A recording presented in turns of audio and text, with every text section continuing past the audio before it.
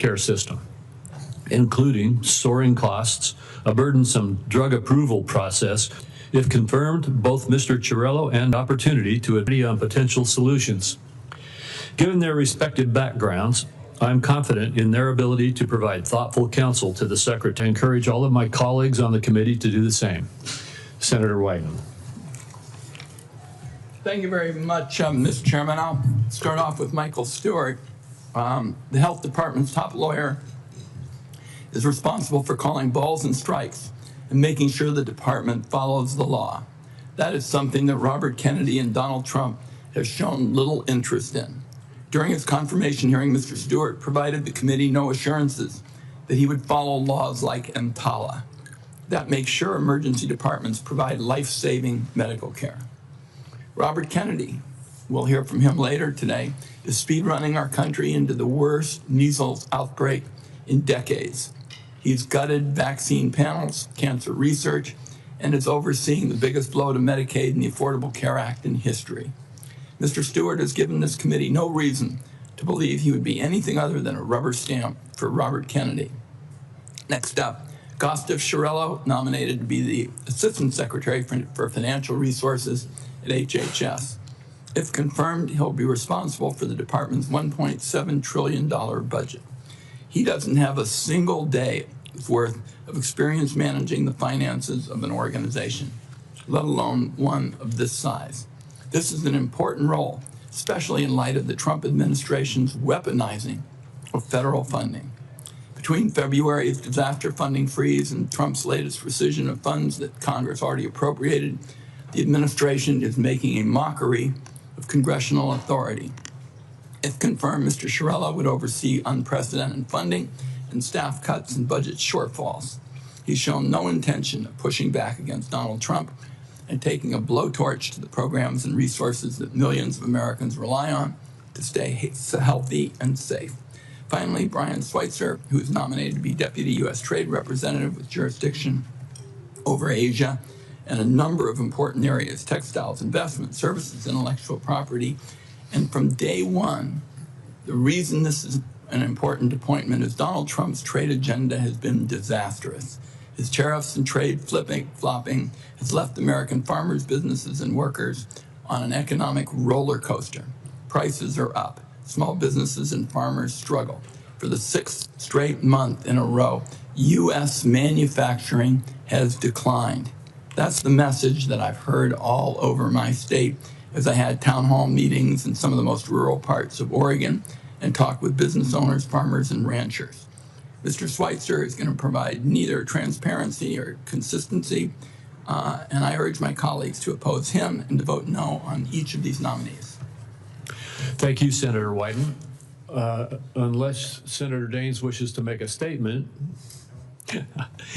then we will now proceed, unless there is an objection, to go into recess briefly and proceed to this morning's hearing with Secretary Kennedy at 10 a.m. We will vote, as I said earlier, on these nominations off the Senate floor today at 11:30 a.m. Without objection, it is so ordered, and the committee will stand in recess.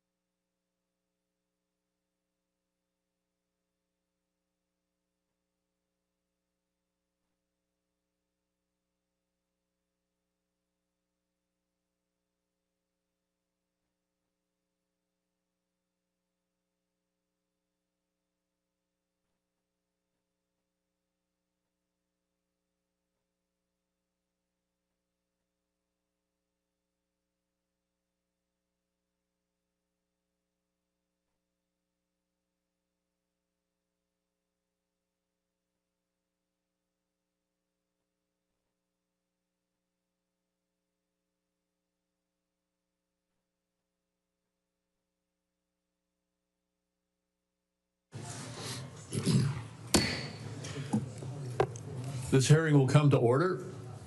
Today we meet to hear from U.S. Department of Health and Human Services Secretary Robert F. Kennedy Jr. about President Trump's 2026 health care agenda. Mr. Secretary, thank you for being here. While I expect a spirited debate today, I would remind my colleagues that each senator is limited to 5 minutes, and we're going to try to keep that as tight as we can today. There's 27 of us, and we all probably are going to want to have our opportunity. At the end of the 5-minute time frame, I will gently tap the gavel if it appears that things are starting to lapse over, and encourage my colleagues and our witness to conclude their remarks at the conclusion of this time. President Trump and Secretary Kennedy have made a steadfast commitment to make America healthy again. Under this administration, HHS has placed patients at the center of the healthcare system, empowering them with the tools and information they need to create a healthier future. We know that chronic diseases such as heart disease and cancer and diabetes are some of the leading causes of death in America. Now the department has a renewed focus on tackling the root causes of chronic disease and promoting prevention first.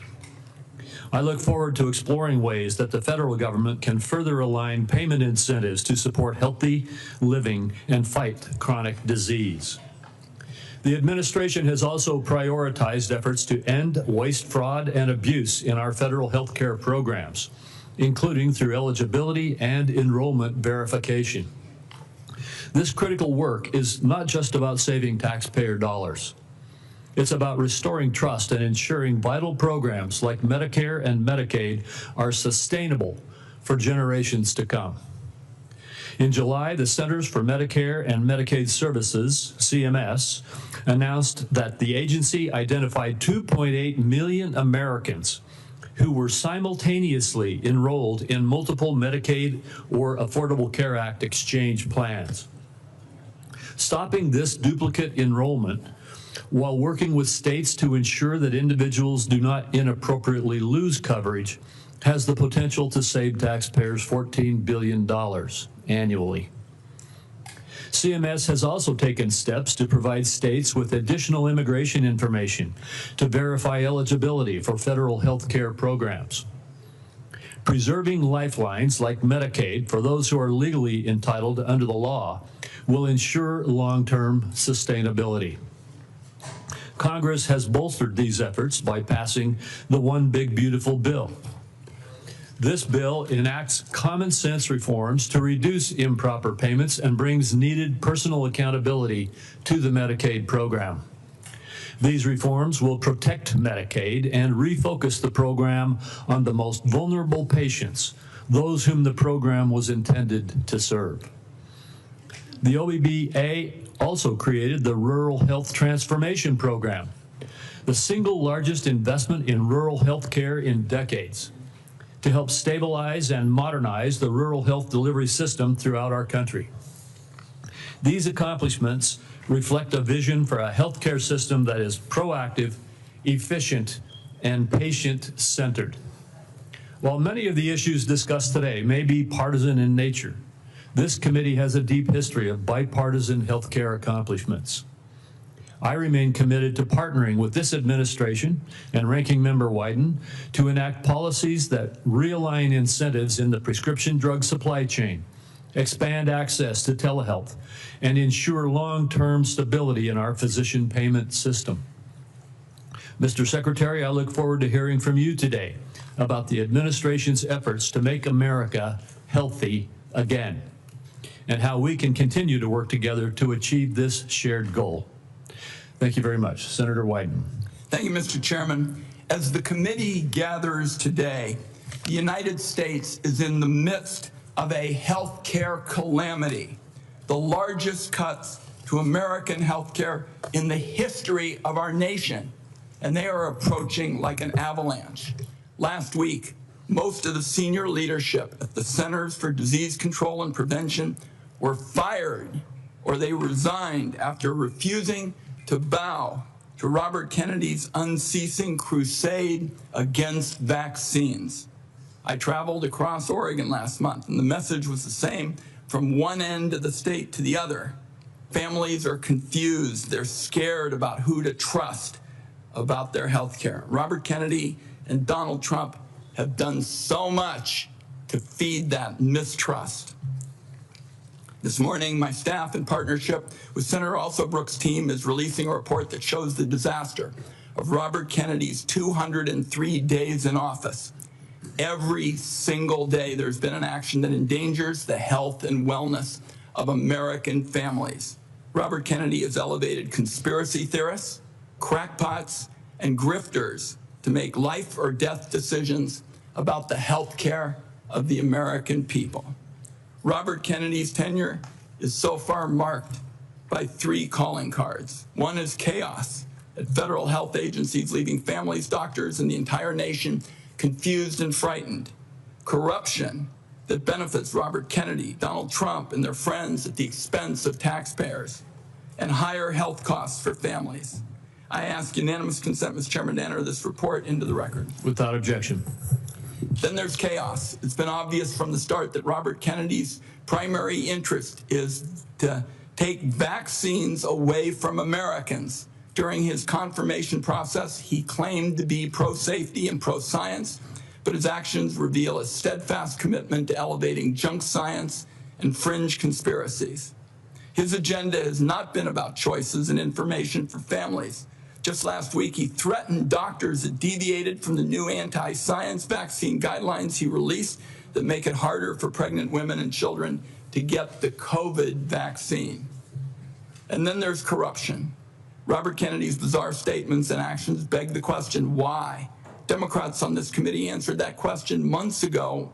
Robert Kennedy can enrich himself and his allies. His family still stands to gain from class action lawsuits against vaccine makers.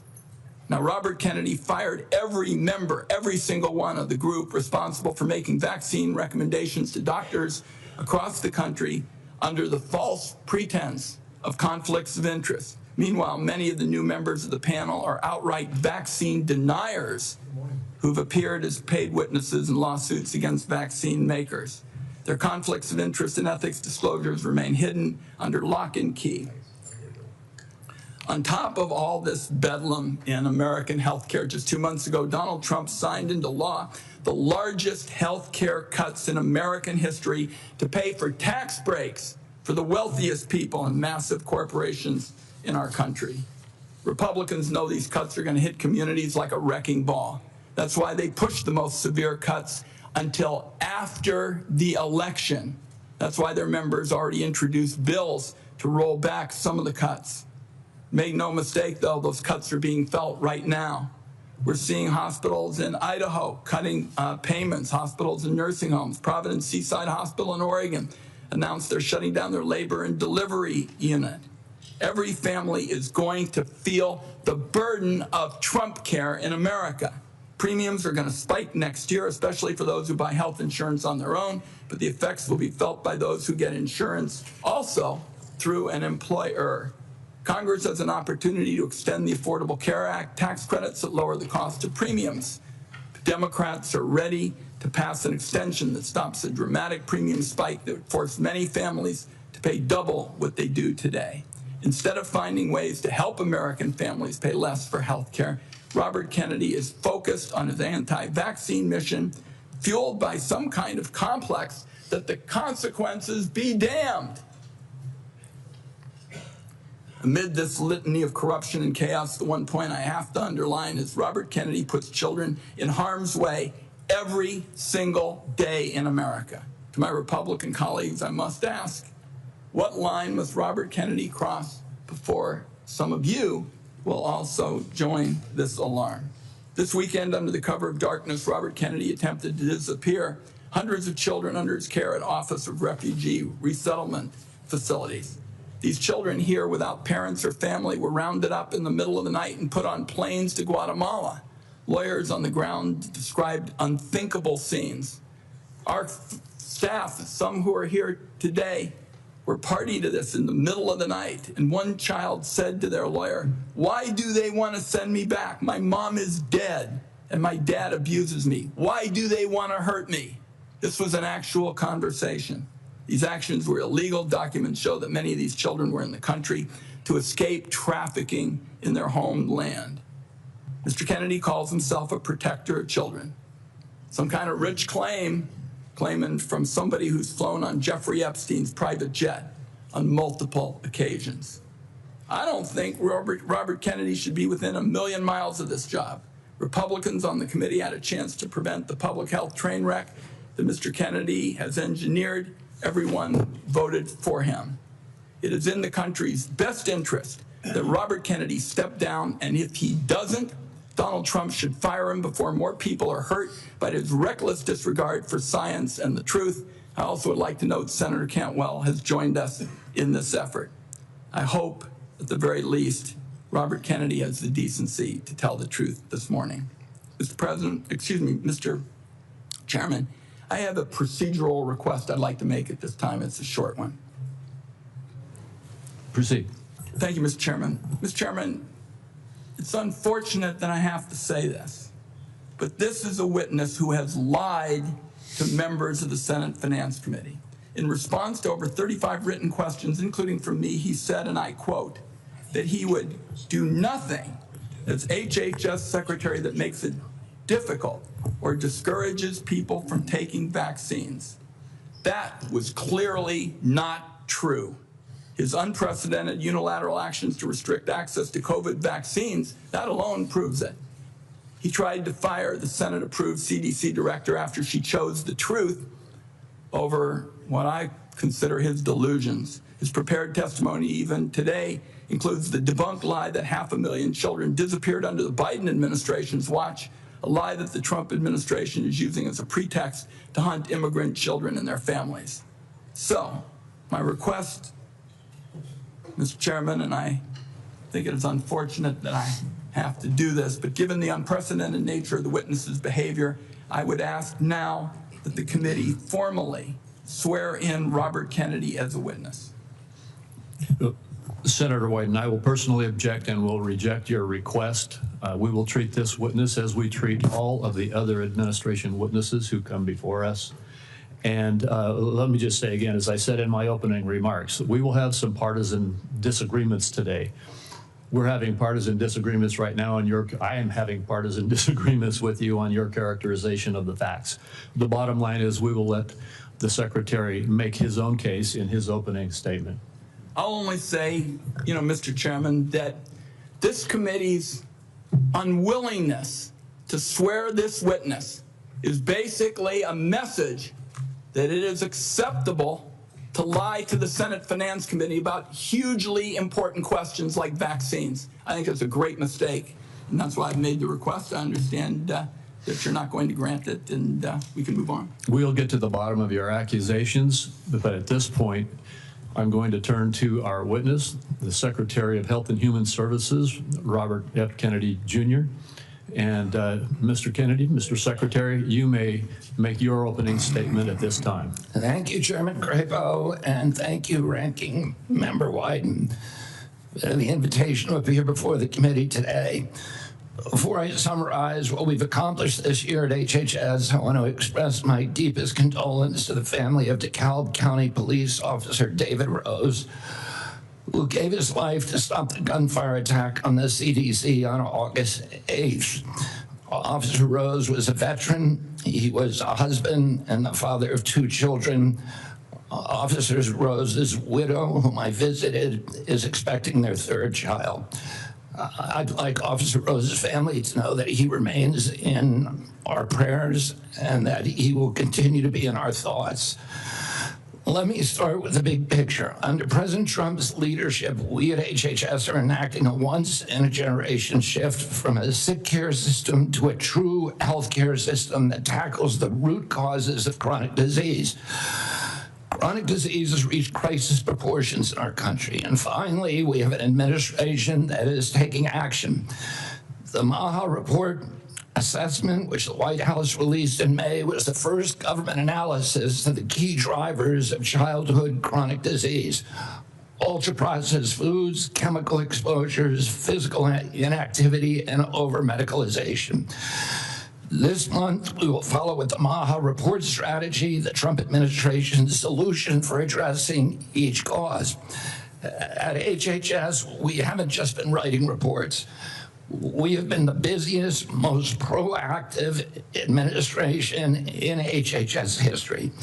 In just half a year, we've taken on food dyes, baby formula contamination, the grass loophole, fluoride in our drinking water, gas station heroin, electronic cigarettes, drug prices, prior authorization, information blocking. Those prior authorizations are hard. It takes over 3 months to get a prior authorization. Senator Kennedy, do you know something? The committee will come to order. Between those 3 authorizations, you're killing millions of people. Prior authorizations I apologize to you for that outburst, Secretary Kennedy. I would notify everyone else in the audience. Comments from the audience are inappropriate. If there are any further disruptions, the committee will recess until the police can restore order. Mr. Secretary, please proceed. As I was saying, prior authorization, information blocking, and healthcare interoperability. We are ending gain-of-function research, child mutilation, and reducing animal testing. We are addressing cell phone use in schools, excessive screen time for youth, the lack of nutrition education in our medical schools, sickle cell anemia, hepatitis C, the East Palestine chemical spill, and many, many others. At FDA, we are now on track to approve more drugs this year than at any time in history. I'm also proud to say that HHS under President Trump is doing more with less. We have taken measures to fight waste, fraud, and abuse. Just by eliminating duplicative enrollments in CMS, we are saving taxpayers $14 billion a year. Meanwhile, we are expanding access for people who need it. We are ending racist diversity, equity, and inclusion practices and instead focusing on aiding low-income and vulnerable families, regardless of their race, which was the original intent of Title X. We're also pouring $1 billion into Head Start and the Administration for Children and Families. Compassion need not be the casualty of efficiency. I'd like to highlight some issues that have not gotten media attention. First, we are doing our part to fulfill the President's commitment to stop human trafficking, especially of children. We inherited a terrible humanitarian crisis from the previous administration with its open border policies, which allowed the appalling loss of 476,000 unaccompanied children. We have implemented policies now to ensure that that appalling tragedy can never happen again. We have knocked on 82,000 doors and located 22,000 of those children. I promise you that we will do more in the next 3 years. We are also addressing the disastrous health conditions in tribal communities on Native American reservations. I've met face-to-face with tribal leaders in dozens of communities and tribes in Alaska, Arizona, Idaho, New Mexico, and elsewhere. And I look forward to making HHS resources more available to those communities. One of the most significant initiatives under President Trump is the Rural Health Transformation Fund, part of the President's Big Beautiful Bill, which will provide the greatest investment of federal money into rural health care in history. Finally, I would like to address the recent shakeups at CDC. These changes were absolutely necessary adjustments to restore the agency to its role as the world's gold standard public health agency with the central mission of protecting Americans from infectious disease. CDC failed that responsibility miserably during COVID, when its disastrous and nonsensical policies destroyed small businesses, violated civil liberties, closed our schools, caused generational damage in doing so, massed infants with no science, and heightened economic inequality. And yet all those oppressive and unscientific interventions failed to do anything about the disease itself. America is home to 4.2% of the world's population, yet we had nearly 20% of the COVID deaths. We literally did worse than any country in the world. And the people at CDC who oversaw that process, who put masks on our children, who closed our schools, are the people who will be leaving. And that's why we need bold, competent, and creative new leadership at CDC. People able and willing to chart a new course. As my father once said, progress is a nice word, but change is its motivator, and change has its enemies. That's why we need new blood at CDC. That's also why it's imperative that we remove officials with conflicts of interest and catastrophically bad judgment and political agendas. We need unbiased, politics-free, transparent, evidence-based science in the public interest. Those are the guiding principles behind the changes at the CDC, and that is what you can expect all across our agency for the next 3 years.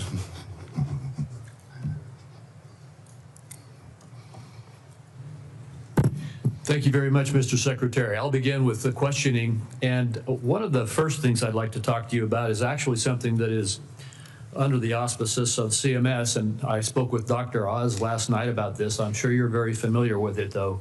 And that is that in the One Big Beautiful Bill, there's a lot of attacks right now going on publicly about hospitals are in trouble. And the blame for that is placed on the bill, even though the bill hasn't even been implemented yet. The fact is, this committee held hearings on the troubles that rural hospitals are facing in the United States before the passage of the One Big Beautiful Bill. They've been facing difficulties in rural America for a number of years now. And the bill, the One Big Beautiful Bill, contained a rural health transformation program, which I would just like to ask you to comment on. This is the program which allocated $50 billion over the next 5 years to our rural community hospitals in the United States to help them deal with some of the financial crises that they are facing and transition to more stability. Could you comment on that program that is in the One Big Beautiful Bill? Yeah, Senator, one of President Trump's campaign promises and one of the principal preoccupations, not only of Republican senators when I did my confirmation hearing, but also almost equally among Democratic senators, was crisis in rural health. We've had 120 rural hospitals close over the past 10 years. These institutions are not just delivering health access to rural Americans, but they are economic centers, they are cultural centers for those communities. They are often the largest employer. They are the highest paying jobs, and they are the centerpiece for those communities. So when they die, the communities collapse. And President Trump promised to do something about that, and he has delivered on that promise. Right now, we spend about 6% of Medicaid funding is sent to rural hospitals, a very, very tiny slice, and that's one of the reasons they're in trouble.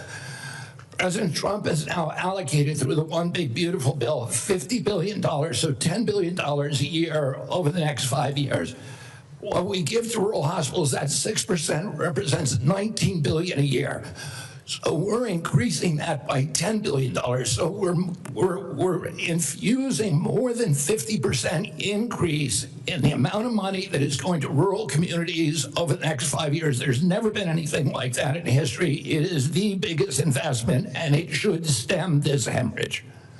Well, thank you. I appreciate your giving clarity to that, because it is frustrating to see these continuous allegations that the difficulties that our rural hospitals are facing all were created in the last few months when we passed a bill, when we've been holding hearings in this committee about these problems. And in the bill that we passed, we gave a $50 billion boost to, as you indicated, increase by 50% the federal support for our community rural hospitals in the United States. And I think that the hospital owners understand that. They recognize this support. In fact, they are coming they're coming together very carefully with Dr. Oz to work on the rollout of this program so that we can see this boost and this support that is coming. Just another one of the disagreements we have about what really was in the one big beautiful bill. So I appreciate you commenting on that. In the last minute and 10 seconds that I have with you, could you just quickly talk once again about the broad issue of making America healthy again in terms of our aim to change the healthcare system's focus from a reactive symptom management model to one that focuses on lifestyle choices and the root causes of chronic disease? Yeah, Senator, you know, this morning I got the latest numbers from CDC that 76.4% of Americans now have a chronic disease.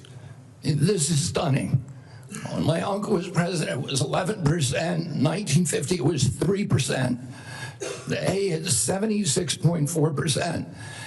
8 out of 10 of our kids cannot qualify for military service. This is a national security issue. When my uncle was president, we spent $0 on chronic disease. Today, we spend $1.3 trillion. It's the biggest cause, it's increasing. And all of the arguments that Republicans and Democrats have about single payer, Obamacare, or the various ways to allocate the health dollars, they're all like rearranging deck chairs on the Titanic. If we don't end this chronic disease, we are the sickest country in the world. That's why we have to fire people at CDC. They did not do their job. This was their job to keep us healthy. Thank you, and I need to fire some of those people to make sure this doesn't happen again. Thank you, Mr. Secretary. I have to cut myself off to make sure I keep to this time frame too. Senator White. Thank you very much, Mr. Chairman. I've made it clear I think that Secretary Kennedy is dead set on making it harder for children to get vaccines and that kids are going to die because of it. And Mr. Chairman, I'd like to put in the record today an op-ed written by Susan Monarez, who was fired by Mr. Kennedy. Without objection. So what we know, and Dr. Monarez, was approved by Republicans. She wrote an op-ed today in the Wall Street Journal, which I've just put in the record, and I quote her. She said, "I was told to pre-approve the recommendations of a vaccine advisory panel newly filled with people who have publicly expressed anti-vaccine rhetoric." So this is not some liberal philosopher or something. This is the CDC director who tells the Wall Street Journal, which is not exactly interested in progressive, theories and the like, that she was told to pre-approve the recommendations of a vaccine advisory panel filled with people who've publicly expressed anti-vaccine rhetoric. So my first question, Mr. Secretary, is did you in fact do what Director Monarez said you did, which is tell her to just go along with vaccine recommendations even if she didn't think such recommendations aligned with scientific evidence? No, I did not. That's a yes or no. So you have an opportunity to call her a liar if you say that you didn't do it, but I'd like to see you respond to this. No, I did not say that to her. And I never had a private meeting with her. So there are witnesses to every meeting that we have, and all of those witnesses will say, I never said that. So she's lying today to the American people in the Wall Street Journal? Yes, sir. Okay. Let's talk now about what's coming up, because I've made it clear what I've thought about the 203 days with my colleague, Senator Alsobrooks. In 2 weeks, CDC's Advisory Committee on Immunization Practices will meet to make decisions about critical vaccines that protect us against hepatitis B, measles, and more. The committee's got a profound impact on vaccine access, but these aren't ordinary meetings. You've stacked the deck to ensure the panel bends to your views. In June, you fired all 17 committee members who are respected scientists and doctors. You replaced them with non-experts, vaccine skeptics, and conspiracy theorists. As a result, this critical advisory panel has lost scientific credibility. After years, colleagues, we spend so much time not looking at this as Democrats and Republicans, but as good science and scientific credibility. And now the American Academy of Pediatrics has warned that the committee is being politicized at the expense of children's health. American Academy of Pediatrics, you think they're lying too? I think the American Academy of Pediatrics is gravely conflicted. They get, for their biggest contributors are the 4 largest vaccine makers. They run a journal, Pediatrics, which they make a lot of money on, that is completely dependent on pharmaceutical companies. So I wouldn't put a big stake in what they say that benefits pharmaceutical interests. Senator, I didn't politicize ASIP, I depoliticized it. The Congress has been investigating ASIP. All over the country, Mr. Secretary, scientists and doctors are saying otherwise. They're all wrong too. They're all lying, according to you. The scientists and doctors are supporting me all over the country. There is division on opinion. I don't get letters from thousands of people who are not political saying that this set of changes is going to damage American healthcare, and particularly these healthcare agencies, for decades to come. I don't get any letters from people saying, hey, this is going to make a big difference forever. Yeah, maybe you're listening to a selective group of people. Well, you get me. Yeah, and I will. Fine. I will tell you what, Senator. I will put my mailbag against your mailbag any day of the week. I got 30 seconds. Dangerous respiratory viruses like RSV are on the agenda for the next advisory meeting. Countless parents have been awakened in the dead of night by a wheezing kid gasping for air, forced to rush their little one to the ER. There's no worse heart-wrenching fear. The RSV vaccine offers these kids protection against the worst effects of the virus. But now it looks like you're on a crusade to make infants and babies more vulnerable to the terrible illness. That's what we're doing with the COVID changes. And please make your answer brief, Mr. Secretary. I've said that position is indefensible. I think it's possible. Congress has been investigating that committee for 23 years because it is pervaded with conflicts of interest. What we did is we got rid of the conflicts of interest and we depoliticized it and put great scientists on it from a very diverse group. Let me close with very pro-vaccine. Let me close with this, because like Senator Crapo, I'm a few seconds over. I don't think, Mr. Secretary, this is about you and me. This is about kids being pushed in harm's way by reckless and repeated decisions to get scientists and doctors out of the way and allow conspiracy theories to dictate this country's health policy. I don't see any evidence that you have any regrets about anything you've done or plans to change it. And my last comment is, I hope that you will tell the American people how many preventable child deaths are an acceptable sacrifice for enacting an agenda that I think is fundamentally cruel and defies common sense. Thank you, Mr. Chairman. Do I get a reply? Or, Senator, you've sat in that chair for how long? 20, 25 years, while the chronic disease in our children went up to 76%. And you said nothing. You never asked the question why it's happening. Why is this happening? Today, for the first time in 20 years, we've learned that infant mortality has increased in our country. It's not because I came in here. It's because of what happened during the Biden administration that we're going to end. I'm going to let Senator Wyden respond briefly to that, and then we're not going to go over like we just did. Defend this committee on a bipartisan basis. Colleagues, my cabinet secretary says that we have no interest in chronic care. Mr. Secretary, Mr. Chairman, could we have regular order, please? We are in the process of turning around the Medicare program with the chronic care bill that Chairman Hatch, when he was chairman, and this committee put together on a bipartisan basis. All right, we're going to proceed. And I just want the rest of the members to know, I gave Senator Wyden as ranking member some leeway there, but we're going to stick to the 5 minutes. Senator Grassley. First of all, thank you. I have asked HH secretaries in the past to fully utilize the Rural Community Hospital Demonstration Program under Medicare. The program has been underutilized. In May, the CMS filled the open slots. Thanks to your agency's work, there's been 10 more rural hospitals in the program. It's important that the federal government uses every tool possible to help rural hospitals, and thank you for making that possible. Now to my questions. Back in January, during your confirmation hearing, you told me that you agreed to leave farming regulations to the Department of Agriculture and EPA.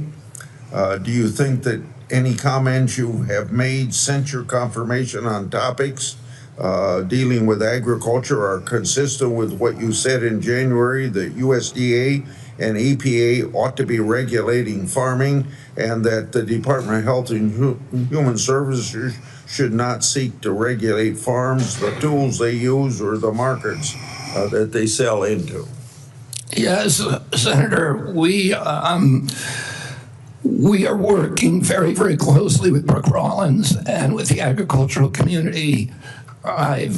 We've met with over 140 farm interests over the past 3 months to incorporate them to make sure that the MAHA agenda is consistent with their agenda. We are producing the best food in America, that we're protecting our soils and our soil microbiome, and that we're protecting all kinds of farmers, including those who want to transition to regenerative agriculture. We're consulting every stakeholder in the farm community in everything that we do. I just raised the question because farmers in my state have been concerned about some of the things you're saying. Senator, I can't hear you. I'm sorry. Some of the farmers in my state have been raising questions about some of the things that they think you said, whether it was out of context or not. I just thought I'd raise this question so that you would keep by what you told us back in January at your confirmation hearing. Now, Senator Durbin and I have a bipartisan bill that requires price disclosures on TV ads. Price transparency is important in drug advertisement. I know that President Trump, Vice President Vance, and you are all supportive of this effort. When can I expect action from this administration on requiring drug companies to publish the price of drugs in their TV ads? And just in case you would tell me that you don't think you have that authority, can you help Senator Durbin and I on our bill so that we can ensure that you have legal authority to require price disclosure? Senator, I think it would be good for us to talk about this offline. We are working on this in our agency, and I'm happy to give you the details of what we're doing. Okay.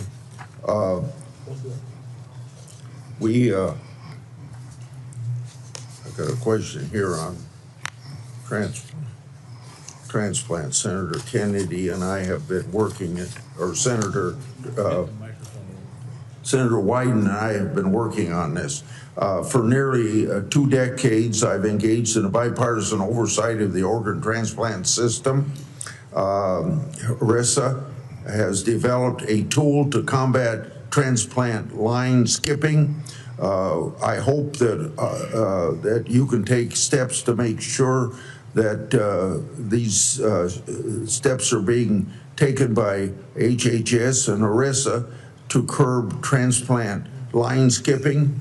On July the 2nd, Senator Wyden and I wrote you a letter highlighting cases of OPOs in Mississippi and Kentucky. In each of these cases, OPO allegedly tried to harvest organs from patients still showing signs of life. I expect you to take steps through these organizations to ensure that this doesn't happen again. We have mounted a major investigation of misconduct, of illegal behavior, of organ harvesting, of living people, of line skipping, of favoritism, of all kinds of scandalous behavior inside the organ procurement organizations.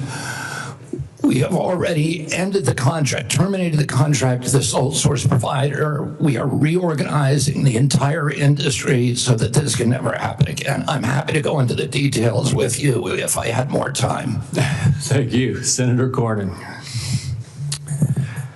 Mr. Secretary, the United States spends approximately 18% of our GDP on health care, and yet by most accounts, we rank roughly 10th in the world in terms of a healthcare outcome. Our Democratic colleagues seem to think the more money you spend, you're necessarily going to improve those outcomes. But at the same time, we have the two major drivers of our national debt, Social Security and Medicare, while we spend more money on interest on the national debt than we do on defense of the nation, which is an unsustainable trajectory. What is it that you're doing to address the effectiveness and the outcomes of our healthcare expenditures as opposed to just throwing more money at the problem? Yeah, I mean, throwing money at the problem does not work. We spend 2 to 3 times per capita what European nations spend on healthcare, and we have the worst health outcomes. We're 79th in health outcomes globally. Over the past 20 years, we've lost, or 30 years, we've lost 6 years to Europe in terms of longevity. So our lifespan was even with Europe's, now it's 6 years behind. As I remarked to Chairman Wyden this morning, or Minority Leader Biden, today we got new data that showed that infant mortality has increased in this country in 2024 for the first time in 20 years. Diabetes has gone up 98% in 20 years. Nobody's doing anything about it. CDC's job was to make sure that this didn't happen. And what we're going to do is reorganize CDC, but also we've already righted the ship at NIH, at FDA, at CMS. And we are going to end the chronic disease epidemic. We are devoting thousands of studies. We're going to devote to identifying the causes, and we're eliminating them. And we're already starting. We're not waiting for everything to come in. We are starting now. We're doing this with food dyes, with grass standards, with dietary guidelines. We're going to get better food and better health to the American public because it's chronic disease that is bankrupting us and destroying our national security. It seems to me one of the biggest problems that we have in America today is the trustworthiness of the information that we actually receive from the news media and from any other source. And obviously, the easiest thing for our Democratic colleagues to do is to scare people because that is a powerful emotion, no matter what the facts may be. Do you believe COVID-19 was politicized? Yeah, the whole process was politicized. Senator, I mean, we were lied to about everything. We were lied to about natural immunity. We were lied to about, we were told again and again the vaccines would prevent transmission, they prevent infection. It wasn't true. They knew it from the start it wasn't true because that's what the animal studies and the clinical trials showed. We were told that there was science behind cloth masks.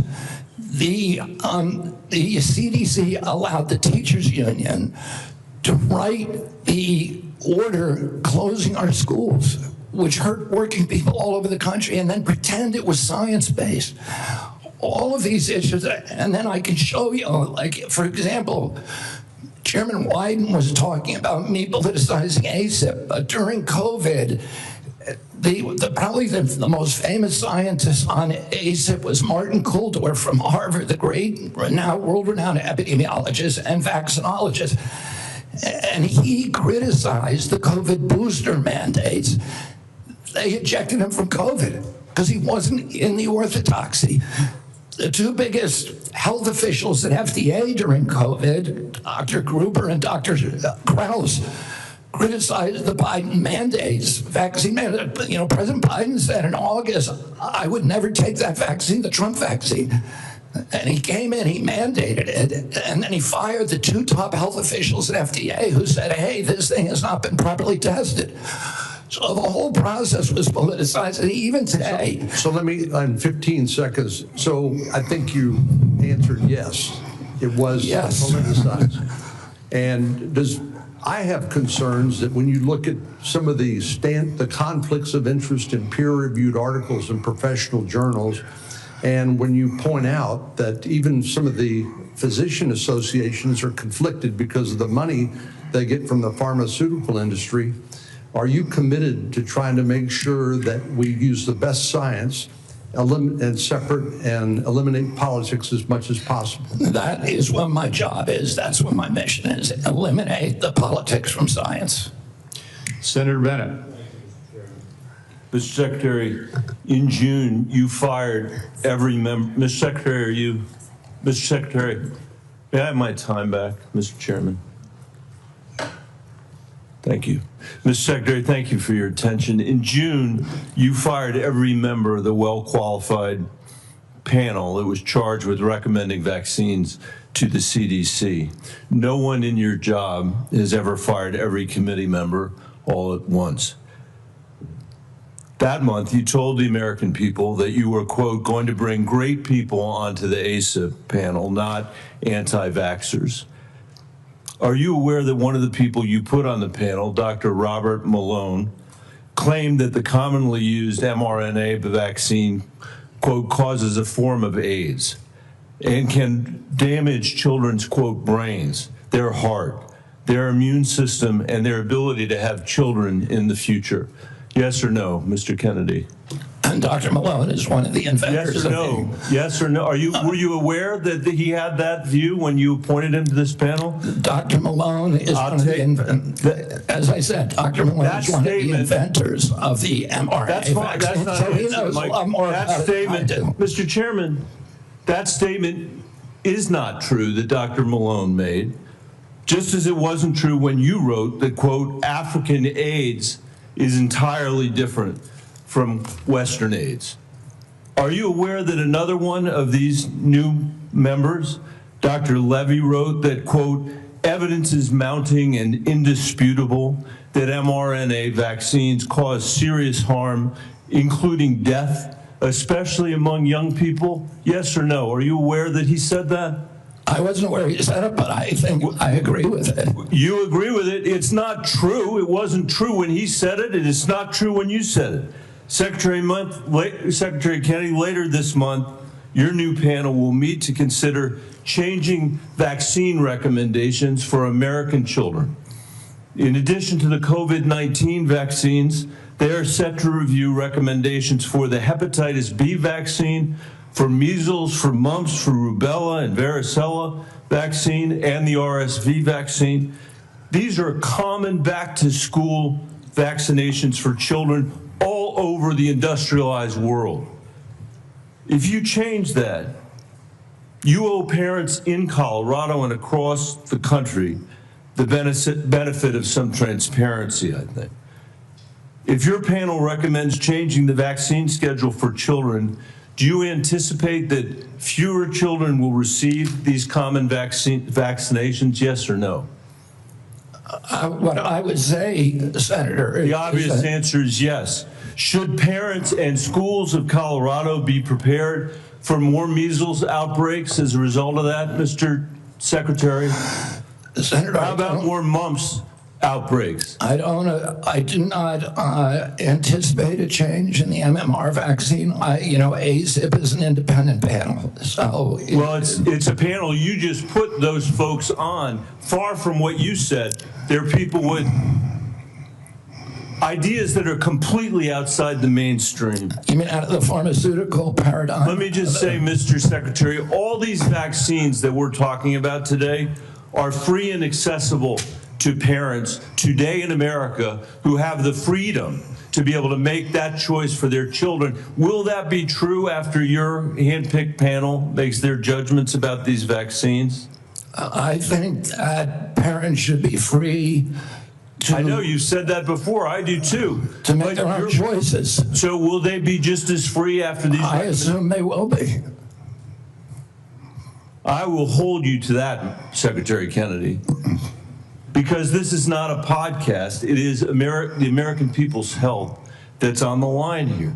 This is the last thing, by the way, our parents need when their kids are going back to school, is to have the kind of confusion and expense and scarcity that you're creating as a result of your ideology. I think it's critical for you to share the evidence that this panel will rely on. Will you give the American people 6 months or 6 weeks in advance the record that they're going to rely on to make these decisions? Will you make it transparent for the American people? All the evidence is transparent. Will you make it in advance transparent for the American people so they can comment on it? All the evidence is transparent for the first time in history, and you were never there complaining when the pharmaceutical companies were picking those people and then running their products through with no safety testing. You can characterize it any way you want. I quoted them today. What I said was accurate. What you said were lies. You described people moving the Titanic. Are you saying that a mRNA vaccine has never been associated with myocarditis or pericarditis in teenagers? I am simply. Is that what you're trying to tell us? I am simply trying to say that the people that you have put on that panel, after firing the entire. You're evading the question. No, I'm asking the questions here, You're Mr. Kennedy. evading that question. I'm asking the questions, Mr. Kennedy. I'm asking the questions for Mr. Kennedy on behalf of parents and schools and teachers all over the United States of America who deserve so much better than your leadership. That's what this conversation is about, Mr. Chairman. Senator, they deserve the truth, and that's what we're going to give them for the first time in the history of that agency. Senator Cassidy. Thank you. I'll try and restore a little calm here. And I'm approaching this as a doctor, not as a senator. I am concerned about children's health, seniors' health, all of our health. And I applaud you for joining the president in a call for radical transparency. Thank you for that. I said yesterday, I believe it, that President Trump deserves a Nobel Prize for Operation Warp Speed. If he had been President Obama, he would have gotten it. But because of Operation Warp Speed, forcing the federal government to come to a vaccine development within 10 months when others said it couldn't be done, we saved millions of lives globally, trillions of dollars, we reopened economies, an incredible accomplishment. Mr. Secretary, do you agree with me that the president deserves a Nobel Prize for Operation Warp Speed? Yeah, absolutely, Senator. That was phenomenal. Let me ask you, but you just told Senator Bennett that the COVID vaccine killed more people than COVID. Wait, that was a statement. I did not say that. Okay, then let me ask, because you also... Senator, I just want to make clear, I did not say that. We'll check the record. That's a question of fact. You also said that you were also, as lead attorney for the Children's Health Defense, you engaged in multiple lawsuits attempting to restrict access to the COVID vaccine. Again, it surprises me that you think so highly of Operation Warp Speed when, as an attorney, you attempted to restrict access. Well, let me ask. I'm happy to explain why. I have 3 minutes and 30 seconds left. Right. It also surprises me because you've canceled, or HHS did, but apparently under your direction, $500 million in contracts using the mRNA vaccine platform that was critical to Operation Warp Speed. Again, an accomplishment that I think President Trump should get a Nobel Prize for. You canceled $500 million in contracts. Now, I grew up in a middle-class family, so $500 million seems, this is canceled, it seems like an incredible waste of money. But it also seems like a commentary upon what the president was attempting, what the president did in Operation Warp Speed, which is to create a platform by which to create vaccines.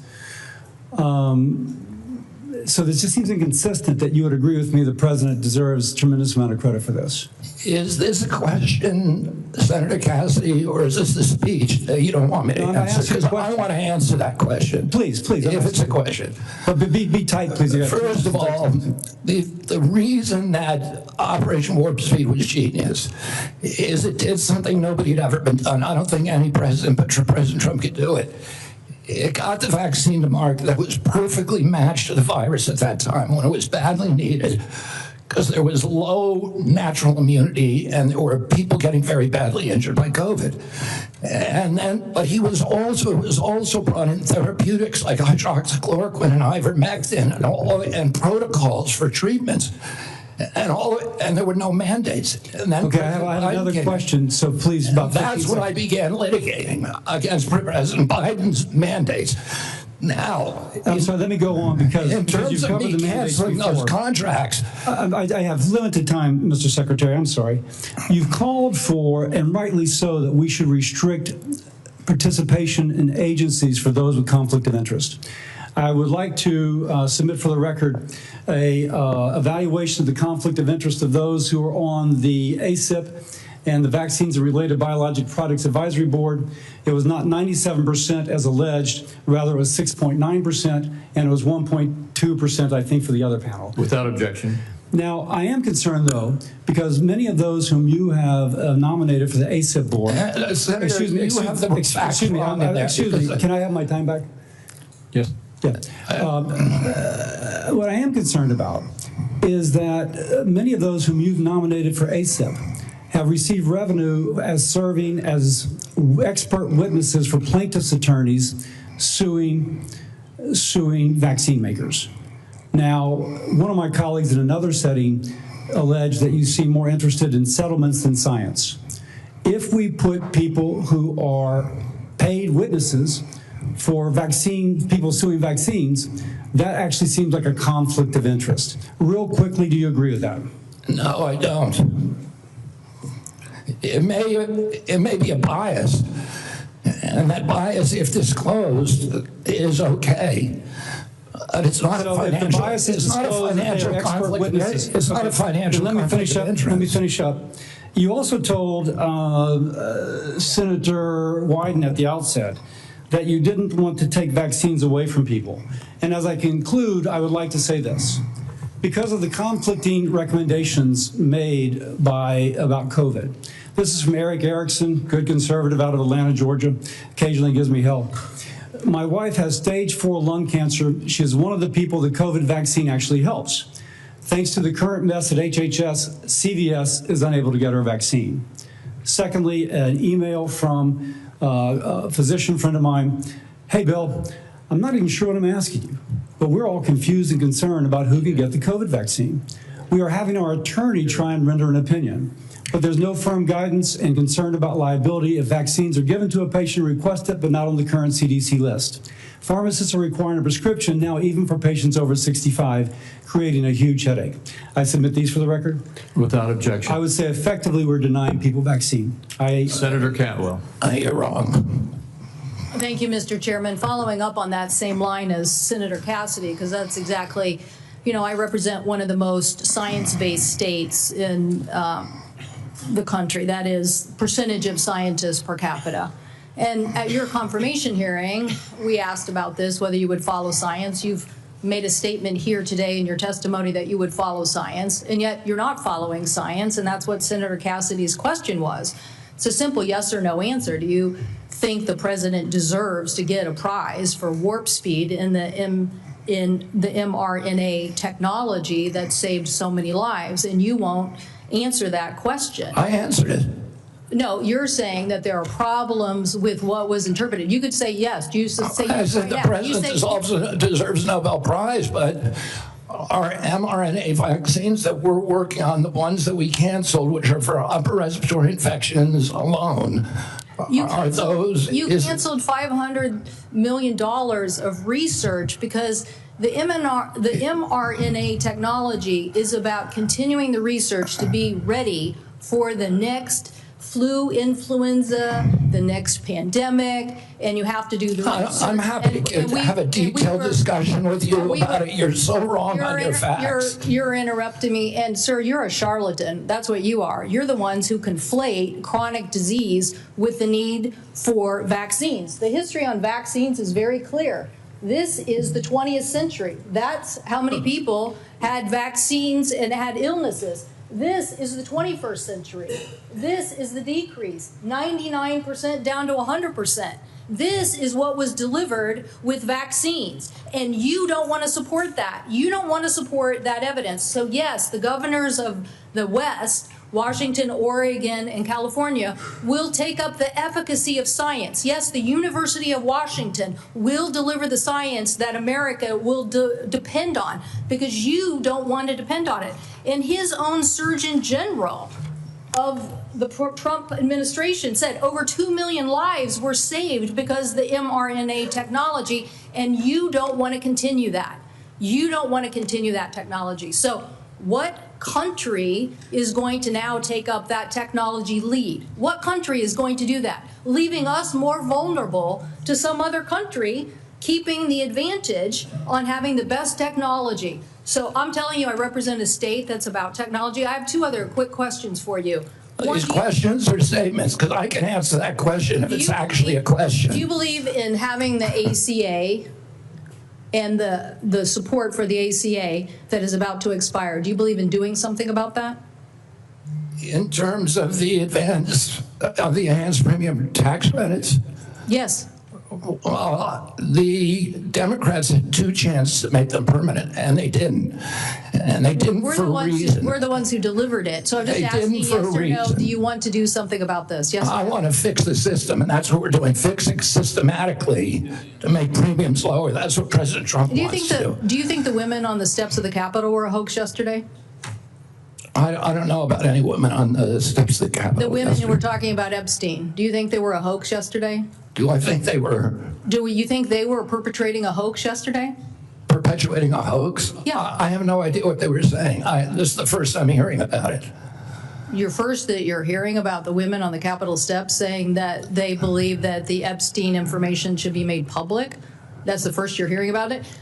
What I'm saying is you are perpetrating hoaxes. You, as this Secretary of Health. So you're undermining the whole healthcare delivery system, and you keep trying to point to chronic disease, but you're not putting solutions on the table to cover more Americans, and you're taking away the science and technology that has made us the leader that has saved, according to the first Trump administration Surgeon General, millions of lives, and you don't want to keep that going. So no, I don't support your continued efforts as Secretary, and I definitely think that our colleagues need to rally around science. If you want the Northwest to continue to lead on all innovation and all healthy people, okay, we'll do that. But it's a sad statement for the rest of America and America's leadership on technology. Thank you, Mr. Chairman.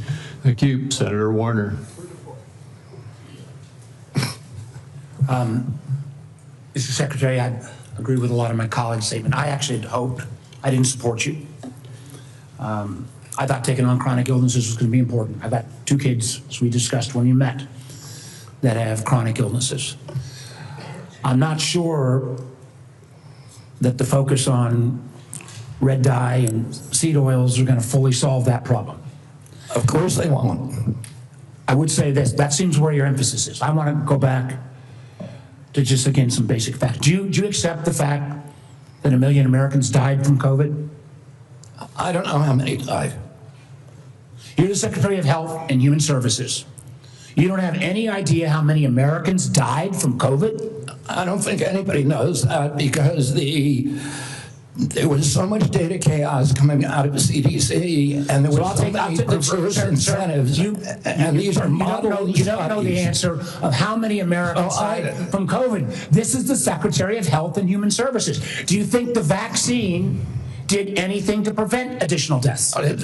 Again, I would like to see the data and talk about the data. You have had this job for 8 months, and you don't know the data about whether the vaccine saved lives? That's the problem, is that they didn't have the data. The data by the Biden administration absolutely dismal. So who is politicizing? You're saying the Biden administration politicized all the data? Go back to what Senator Cantwell just said. Fired Dr. Go to Trump Surgeon General. They fired Dr. Krauss. They fired all the people who questioned the orthodoxy. They fired Dr. Gruber, Dr. Krauss. So, Mr. Chairman, the Secretary of Health and Human Services doesn't know how many Americans died from COVID.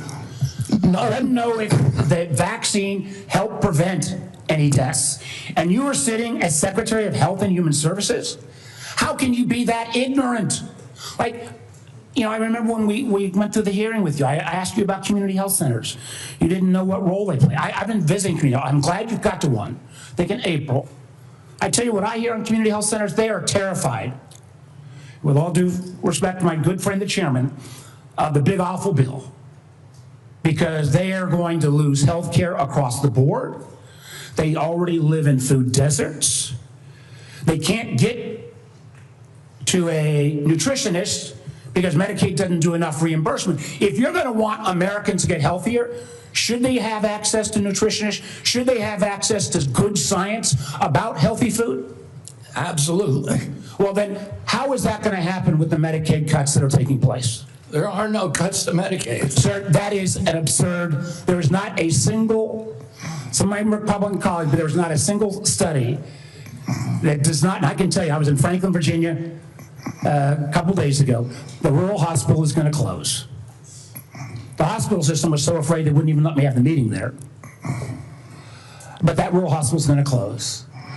And they are looking for where those folks are going to go. I mean, you're supposed to be doing health care policy, not being the doctor in residence for all of America. I hope I can just say, I'm still going to trust my doctor rather than your health advice. That's the problem with our thing. And obviously, Tom Cotton's going to, who knows who he's going to trust. But let me go back to policy for a couple, so maybe we can lower the temperature a little bit. I got a bipartisan bill that would be a systemic fix, not a vote-buying mechanism when Medicaid's getting cut, than what was put in on the rural hospitals. One of the things we could do, Mr. Secretary, is make sure that the folks who work in rural hospitals get an 80% reimbursement of what folks get in more urban centers. Would you support that legislation? Are you talking about the area wage index? I'm talking about the area wage index and moving that up to 80%. So there is actually ability to get rural providers.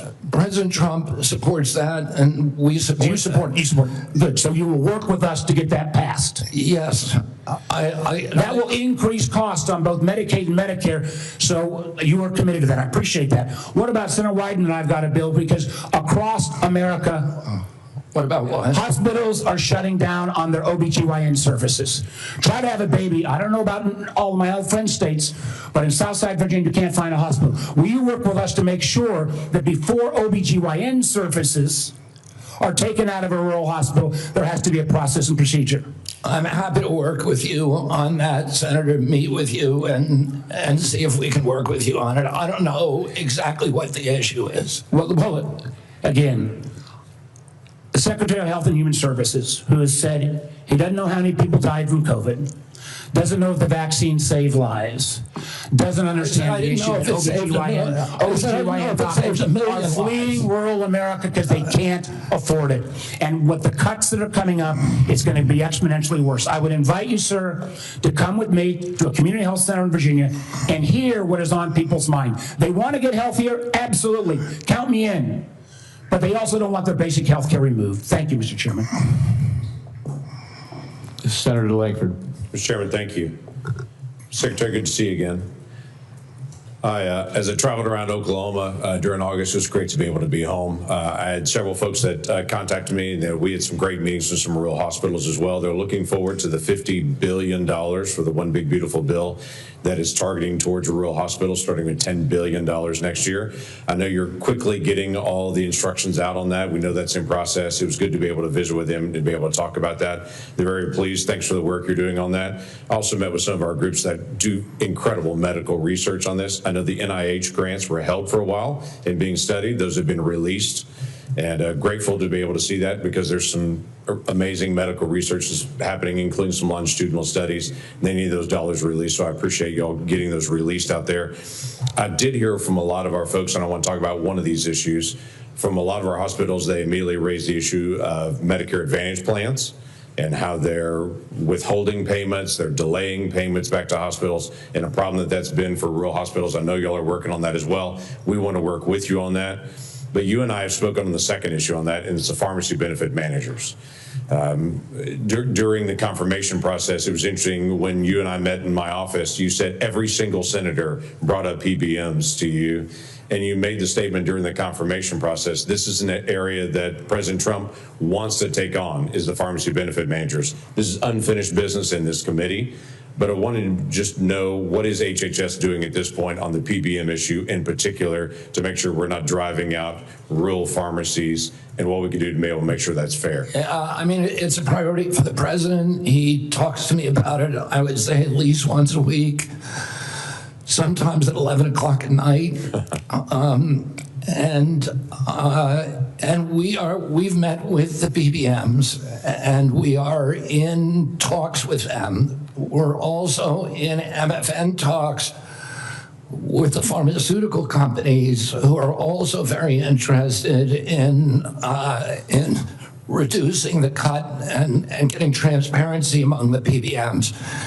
And the PBMs have committed to us to transparency, to some protocol that will guarantee transparency. And then the part of the MFN negotiations would include direct-to-consumer marketing, which would eliminate the middleman. So I think we're doing a lot on PBMs. Okay, that'd be very helpful to be able to see. It'd be very helpful for consumers across the country on this. You and I spoke as well, and you've made public statements on this, and the FDA commissioners made public statements on the issue of reviewing the safety issues of mifepristone. Your comments early on were every drug needs to be treated the same, needs to look at the same, and not have political biases and how things are actually examined. There were a lot of changes on the allocation of mifepristone for elective abortions under the Biden administration. It's now open to anyone without a prescription on it. You don't have to go through a doctor on it.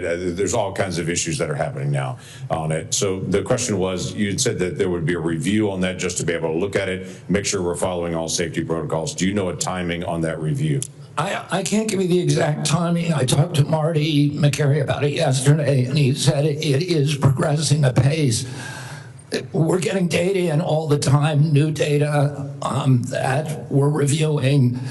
And we know that during the Biden administration, they actually twisted the data to bury one of the safety signals with a very high safety signal, around 11%. So we're going to make sure that that doesn't happen anymore. We're producing honest science and gold standard science on that. I'll keep you abreast of where we are. Thank you. Just go where the science leads on that. During the Biden administration, the Title X regulation that requires Title X family planning programs recipients to physically and financially separate from abortion activities, their Title X activities, and eliminate them promoting or providing abortion with those funds. That was flipped from the original Trump rule that was done under the first presidency. During your confirmation, you had committed to go back and look at that again and to be able to see.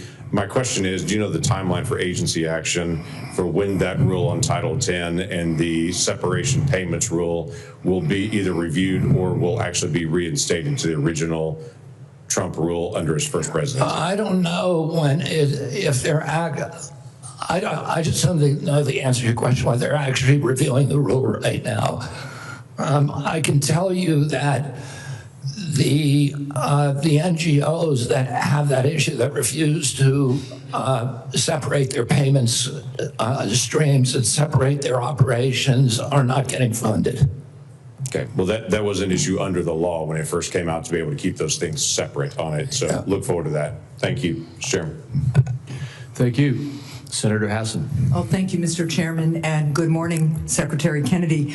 Just before I ask a question, I did want to note, in response to the Secretary's statement that the Trump administration wants to lower the cost of health insurance, that across the country right now, the median increase for commercial insurers that we're seeing this fall is 18%, just as families are struggling to make ends meet. Now, I want to follow up on a line of questioning that Senator Cassidy began. Mr. Secretary, President Trump said that the COVID-19 vaccine produced by Operation Warp Speed was, and these are the president's words, a monumental national achievement. Although I have strongly opposed many of President Trump's actions, I agree with him that Operation Warp Speed in 2020 was a monumental achievement. Unfortunately, you are undermining one of the president's biggest achievements, which, as the president said, saved millions of American lives. You even went as far as to call President Trump weak for this life-saving accomplishment. Last year, you tweeted that President Trump has a weakness for swamp creatures, and that Operation Warp Speed was among, here's your quote again, the most devastating impact of President Trump's weakness. So, Mr. Secretary, was Operation Warp Speed a monumental national achievement, as President Trump said? For the reason that I already said, and I assume you won't let me repeat, but I'm happy to if you want, yes, it was. Good. assuming it is a monumental achievement, you've said it was, is it true that, as President Trump has said, he saved millions of American lives with the COVID-19 vaccine? Because you've just expressed great confusion about that to Senator Warner. The only confusion I express is exactly how many lives were saved. I don't think anybody knows that because of the data chaos. So multiple studies have shown that the vaccine reduced infections and severe diseases and saved at least 3 million lives in the United States and millions more abroad in the first 2 years of the pandemic. It's possible those are modeling studies. I will also note, just as you've been talking about data and concern about it, the process for COVID vaccine approval was public, it was live streamed, and it was out in the open. Manufacturers and experts have publicly submitted data analysis, and when the FDA has asked for more, they've submitted more. They've done that for years, and the evidence is clear and supports what President Trump has said. The vaccine works, and it has saved millions of lives. Your own process, on the other hand, has not been transparent. You repeatedly choose to ignore data because it doesn't match your preconceived notions and lies. So you have said that the vaccine did save lives. You've said it was a monumental achievement. And given that, if you agree with President Trump that the vaccine saved millions of lives, why have you acted behind closed doors to overrule scientists and limit the freedom of parents to choose the COVID vaccine for their children? Why have you done that? For the COVID vaccine, I was removed by FDA because there was the industry. No, it was behind closed doors. No, it's not. And scientists who said they wanted to brief you on the science, scientists who wanted to understand why the FDA, why you unilaterally changed the parameters for giving vaccines, making it possible now, to Senator Cassidy's colleagues' points, that they're going to have to go off-label. This is crazy talk. You're just making stuff up. To prescribe a vaccine for children. I'm not making things up. Do you know how the FDA approval process works and what happens when it's, I know exactly. What an off-label? Do you know what an off-label prescription is? I know exactly how it works. I know exactly how it works. So why behind closed doors? It's not behind closed doors. The industry makes the studies, and they could not provide a study that said that it is effective for healthy kids. So when have you produced the data that you relied on and that this FDA relied on to change those parameters? You did it behind closed doors. No, the data is all public. Now parents who decide that they do want their children to have You're just making stuff up, Senator. I'm not You're just making stuff up. You know, sometimes when you make an accusation, it's kind of a confession, Mr. Kennedy. So let's just settle with this. So here's what's going to happen. To Senator Warner's point, to the parents who are concerned all around the country, to people who want to get the COVID vaccine this fall, even if they're under 65, because the boosters have worked, there's been much less serious disease, people do not have the same level of threat and risk from COVID that they used to because of these vaccines. People who want to exercise their freedom of choice are being denied that because you are citing data that you won't produce to the public. You're just and you are rejecting You're making things up to scare people, and it's a lie. With respect, I do not think I'm the one making things. You are lying right now, Senator. Senator Barrasso. Thanks, Mr. Chairman. Mr. Secretary, thanks for being with us today. I believe one of President Trump's greatest achievements was his bold and successful actions on COVID. When faced with a global pandemic, he didn't back down. He was determined to find a cure, and through Operation Warp Speed, a vaccine was developed that distributed quickly, safely, effectively, and I believe it saved many, many lives. I think it's a model of American ingenuity and public-private partnership. But this wasn't the first time an American president acted boldly to address disease and vaccines. There's a great book that's out. It's a prize-winning book called The Fate of the Day by Rick Atkinson, and he talks about the courageous efforts by George Washington. During the Revolutionary War, George Washington reversed his opposition to the smallpox vaccine, and he ordered that all the soldiers be vaccinated. It was among the most consequential decisions Washington would ever make. By protecting his troops from smallpox, Washington preserved the Continental Army, which allowed our nation to continue to fight for our independence. And like President Trump, I believe President Washington acted decisively to protect Americans' lives at a time of great national peril. So over the last 50 years, vaccines are estimated to have saved 154 million lives worldwide. I support vaccines. I'm a doctor. Vaccines work. Secretary Kennedy, in your confirmation hearings, you promised to uphold the highest standards for vaccines. Since then, I've grown deeply concerned. The public has seen measles outbreaks, leadership of the National Institute of Health questioning the use of mRNA vaccines, the recently confirmed director of Centers for Disease Control and Prevention fired. Americans don't know who to rely on. You know, recent polls said 89% of voters, 81% of Trump voters agree vaccine recommendations should come from trained physicians, scientists, public health experts. So, you know, they believe, you know, Senator Marshall, Senator Cassidy, they believe me when it comes to vaccines. If we're going to make America healthy again, we can't allow public health to be undermined. So could you explain what steps you're going to be taking to ensure vaccine guidance is clear, evidence-based, and trustworthy? Yeah, we're going to make it clear, evidence-based, and trustworthy for the first time in history. For most, right now, you know, when I was a kid, I got 3 vaccines, I was fully compliant. Today's children have to get between 69 and 92 vaccines in order to be fully compliant, between maternity and 18 years. Only one of those 19 vaccines, 92 doses, only one of those vaccines has ever been tested against an inert placebo. And what we're doing now is any new vaccine that before it's approved and licensed, will have to demonstrate safety against an inert placebo, and we're going to go back and do observational studies on the existing vaccines to see if they're linked to any of these chronic disease epidemics so that people can understand the risk profile of those products and make good assessments for their own health. So in 2 weeks, vaccine experts at the CDC are going to meet to discuss childhood vaccine recommendations. Parents and physicians depend upon this guidance to make decisions and to keep kids safe. And as I said, I support vaccines. I've been hearing from many of my medical colleagues, people I've known from medical school, residency, and when I practiced medicine in Wyoming, and there are real concerns that safe, proven vaccines like measles, like hepatitis B and others could be in jeopardy. And that would put Americans at risk and reverse decades of progress. As we've seen over the last 4 years, the previous administration 4 years, when recommendations became politicized or were swayed by bias, that the public trust can be lost. So what safeguards are in place to ensure decisions are based solely on science and not politics? And how are you going to make sure doctors and parents can count on CDC guidance? I mean, Senator, I would point this out.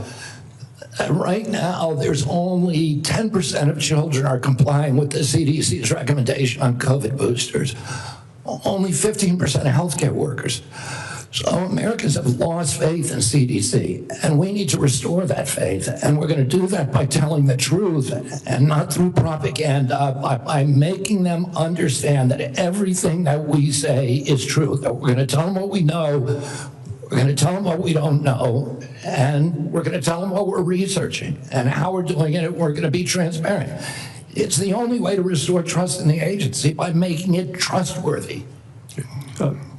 Finally, with chronic diseases like you, I'm committed to addressing our nation's growing rate of chronic diseases. I think if we're going to make America healthy again, we need to support rural primary care providers that play a role. As a rural physician, I want to make sure we can prevent and manage chronic diseases in their communities, and I ask for you to continue to work with us specifically with regard to rural health. Thank you, Congressman. Okay. Senator Daines. Chairman Crapo, thank you. Secretary Kennedy, welcome. It's good to see you here again. I want to begin my time by talking about the issue of federal deregulation of chemical abortion drugs.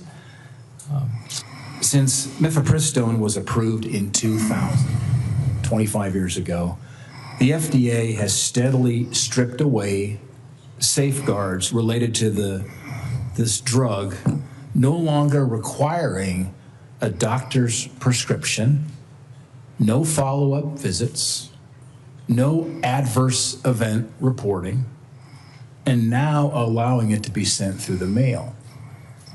Earlier this year, there was a new study that analyzed 865,000 real-world insurance claims, and it found that nearly 11% of women experienced a serious adverse event within 45 days of taking mifepristone.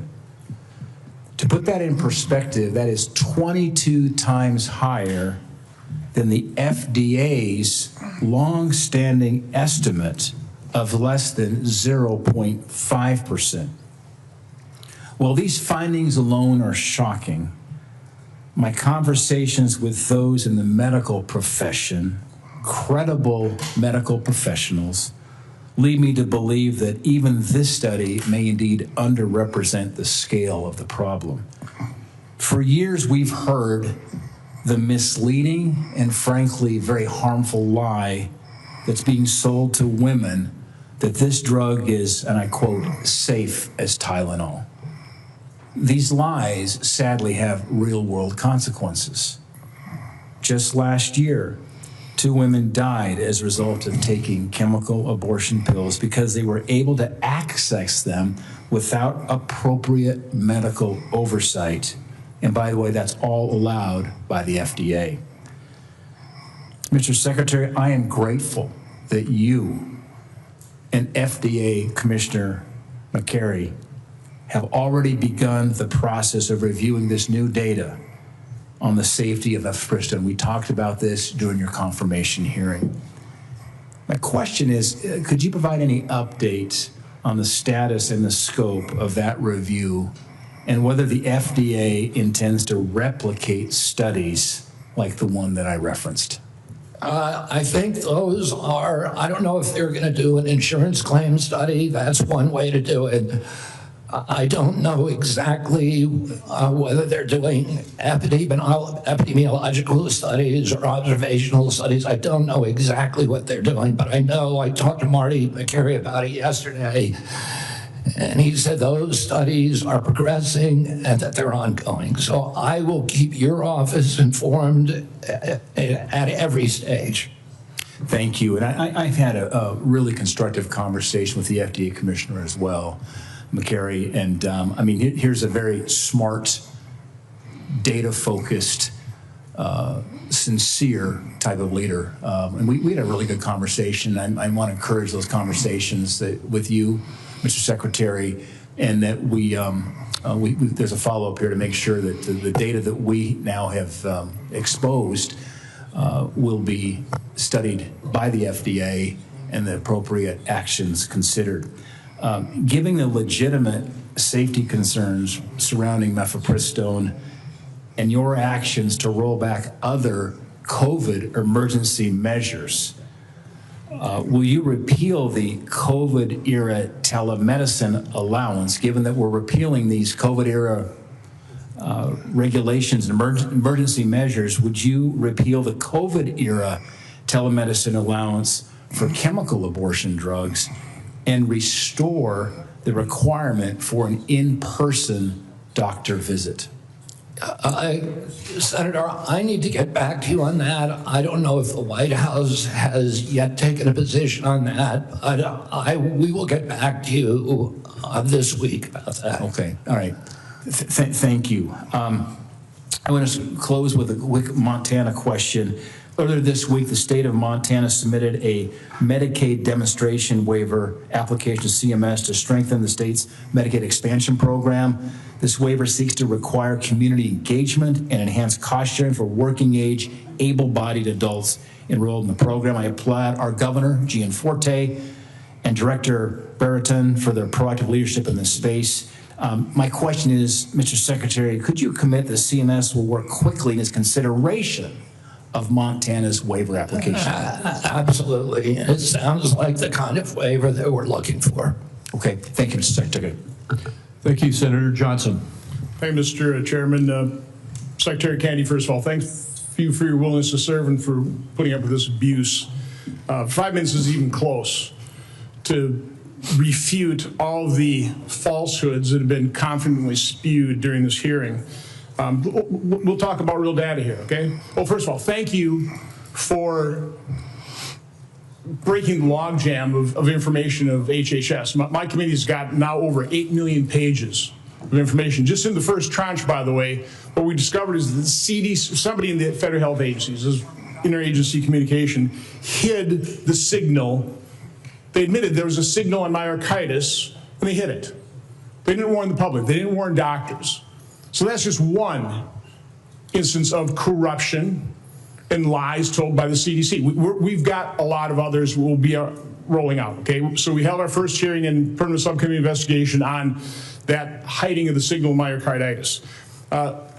We've heard a lot of studies, okay? As I've looked into science, it's been thoroughly corrupted.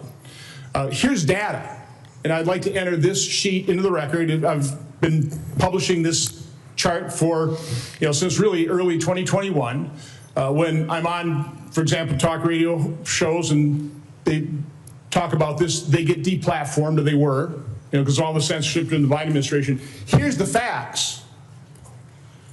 The VAERS system that was touted in October of 2020, this great safety surveillance system on COVID, a few months later, when they didn't like the results, they started denigrating their own system. But VAERS shows that there have been 38,742 deaths reported on VAERS worldwide associated with the COVID vaccine. 38,742. 9,252 of those deaths occurred on the day of vaccination or within 1 or 2 days. Again, I agree with you. Nobody knows how many COVID deaths were because the information was completely corrupted. Nobody knows how many lives were saved by the COVID. Again, I think most people, okay, if you're vulnerable, raise your antibodies, reverse severity, fine. There's not any good study on that. There's just information out there, just claims being made. This is hard evidence. And certainly what I've been advocating for are the injection injured, the childhood vaccine injured. We're going to be holding a hearing next Tuesday on a study done by a high-integrity healthcare facility that shows, that actually looked at vaccinated versus unvaccinated, very high-quality study. I'm not going to steal the thunder of Aaron Seary, who's going to be testifying on this. I think you're aware of this study that shows the vaccinated population far more prone to chronic illness than people completely unexposed to vaccines. That is just one example of how science has been corrupted by the way, the study was conducted, and when they conducted it, oh no, no matter what the results are, we're going to release this. They got the results in 2000. It is yet to be released. We're going to enter that in the record on Tuesday. Do you want to just talk about what you've witnessed in terms of the capture of the agencies that you're now in charge of, the corruption of science, which I believe you just said, that is almost your number one goal, right, is try to bring integrity and credibility back to science, which has been corrupted by the people who pay for it, by federal health agencies being captured by pharmaceutical industries, by big pharma, by big food. Just, I want to give you, I'm sorry, just the last minute to, first of all, defend yourself, but talk about the corruption of science that you're having to deal with and trying to correct. Yeah, I mean, I'll just tell you one example, and I could sit here and give you thousands. But in 2002, CDC did an internal study of Atlanta, Fulton County, Georgia children, and looked at children who got the MMR vaccine on time and compared those to kids who got them later. So in other words, kids who got them before 36 months and kids who got them afterward.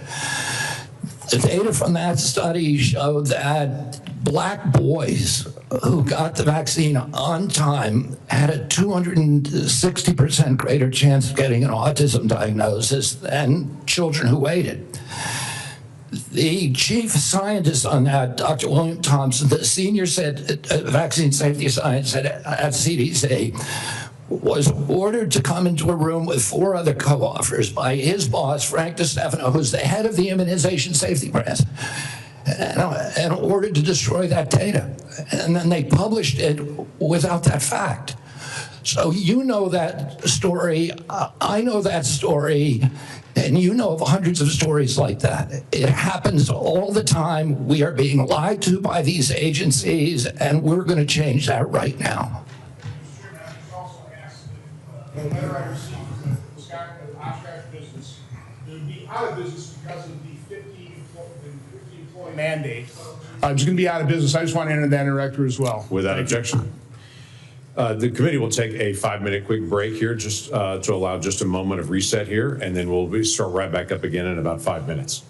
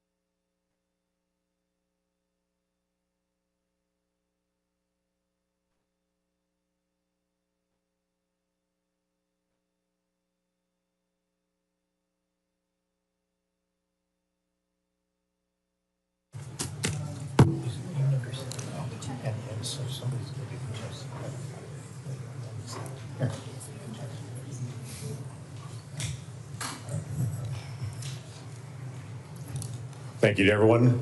The committee is returning back from recess on this. Senator Whitehouse is recognized for questions. Thank you, Chairman. Mr. Secretary, I want to talk to you about Rhode Island. When you were last sitting there, here's what I said to you. I want to read it back to you because I want it to sink in.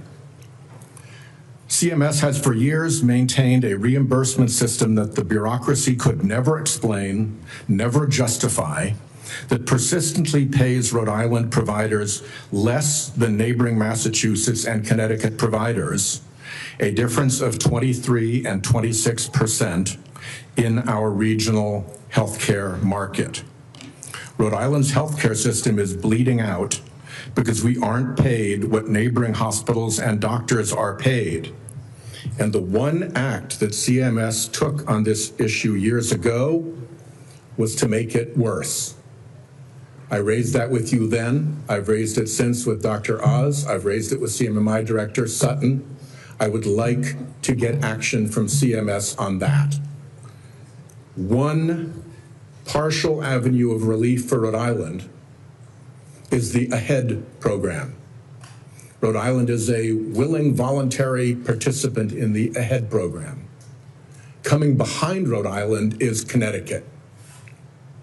What remains to be seen is whether the payment rates agreed to for Rhode Island will suffer the same discriminatory discount with respect to the AHEAD rates for Connecticut as Connecticut comes through. I've been able to get no assurances from CMS that they care one whit about this payment differential or that they see AHEAD as a means of resolving this injustice. Mr. Kennedy, our healthcare system is teetering as a result of this. This is not a casual matter, and I would really like to see you and Dr. Oz and Mr. Dutton put your attention onto this Rhode Island problem. There is no conceivable justification for paying a hospital in Fall River 23% more than Rhode Island Hospital when Rhode Island Hospital provides more and better services, as recognized by the Secret Service, which will take an injured president from Martha's Vineyard to the Rhode Island Hospital Trauma Center, flying right over St. Anne's Hospital in Fall River, yet Fall River gets paid more. It makes no sense, and it has to be resolved. The other problem that I mentioned to you is that I'm now in my 4th round of CMMI directors. It's bloody Groundhog Day, trying to get something done about how end-of-life patients are treated. I'm offering Rhode Island as a willing example of how we can do it better. It is idiotic and cruel to force a family to put their dying loved one through 3 days and 2 nights of a hospital before they can put them in a nursing home. It is equally ridiculous to not allow palliative and curative care to happen together. Providing home care when someone is dying, even if they can still get out of the house or into the yard, is a basic thing to ask. And to have respite care be that somebody comes to the house instead of taking a dying family member to a hospital, that's not even respite. Every single one, Mr. Kennedy, of these waivers has been granted in the past by CMMS and other circumstances. All I want is for somebody to come and work out how we do this in Rhode Island. What is our patient base that we'll do this in? How we put the waivers together. To quote your CMS director, Mr. Oz, he said, as we discussed in your office, we must re-examine how end-of-life care is addressed in this country. I'm offering Rhode Island as an example of how to make it better. I hope you will concede that right now it is not good. So Senator, I need you to respond to me. You guys know where to find me. I'm up in the Hart Building. Yeah. We've reached out, we've tried for meetings, and the progress in all 3 of those areas, fixing the payment gap, getting ahead balanced regionally, and following through on our desire to do good things, improving end-of-life care with waivers you guys have already granted, has gotten me so far no place. And forgive my impatience, a lot of it predates you. I put a hold on Biden nominees because I was getting jerked around by your bureaucracy. I'd like it to end and get some progress. Yeah, you know, Senator, you raised this during my confirmation hearing, and I said to you then, and you were very civil. You raised something that makes a lot of sense to the extent that we have the power to fix it at CMS. I'd like to do it. We've had the same kind of complaints from Vermont. But I said to you at that time, call me and let's come talk about this. You have my cell phone. You can call me anytime. I've never heard from you in 7 months. Call me up. I'd love to meet with you. I'll get Oz in the meeting, and what you're saying, particularly about at the end of life, it may be something we can do something about. I want to help, and let me know. We'll try. Forgive my frustration. You've got 30,000 employees. They could have reached out to me. They know where I live. Yes. Senator Cortez Masto. Secretary Kennedy, thank you for being here. In May, you said, and I quote, "I stand with President Trump to say, no more middlemen, no more foreign freeloaders, no more skyrocketing drug prices. We're putting American patients first and taking on big pharma to make America healthy again." Yet your record tells a different story. In July, Republicans handed big pharma a massive win. Their big, beautiful bill that they just passed shields billion-dollar drugs like Keytruda, the world's top-selling cancer drug, from Medicare negotiation. Keytruda has been on the market since 2014. It pulled in nearly $18 billion last year in the United States alone. It costs patients up to $175,000 a year, draining Medicare of billions and forcing families into crushing debt or to forego life-saving care. And yet you support the big, beautiful bill. So despite the hype with executive orders and Washington Republicans' only drug pricing law days relief for Medicare patients relying on high-cost cancer drugs, meanwhile, Democrats finally have allowed Medicare to negotiate drug prices. I will say that Keytruda, along with Opdivo and Darzalex, the three top-selling cancer drugs, were widely expected to be selected for Part B negotiation in 2026 for 2028 implementation. They are now, because of the actions of this administration, exempt from negotiation for at least several additional years, if not permanently. So my question to you, Mr. Secretary, is how do you justify claiming to take on big pharma while supporting a bill that shields drugs like Keytruda and other cancer drugs from Medicare negotiation, costing seniors and taxpayers billions, and risking the lives of cancer patients who cannot afford their necessary medication? Yeah, Senator, I appreciate the question. The Medicare drug negotiations in the IRA were very well intentioned, but they were poorly structured. And what we found is that the negotiations that have occurred actually have ended up raising the costs for Medicare. We are right now in negotiations. The CBO has not agreed to that. The CBO doesn't say that. And it's just the opposite. So you're saying the CBO and independent agencies that validate the costs are wrong? Well, that is CMS data. Okay, so let's just focus on the cancer drugs. Why aren't we negotiating those and bringing those down for families? Why does the bill exempt those? It's part of the MFN negotiations. I'm not sure of that provision in the bill, of the one beautiful bill, but You're not sure of the provision, the negotiation provision, and how exempted for Keytruda? Your agency is responsible for that negotiation, and you don't know about it? I know that we're negotiating in the MFN Let me ask you this, Mr. Secretary. on- Let me ask you another question. How much are Medicare Part D enrollees expected to pay for prescription drug coverage next year?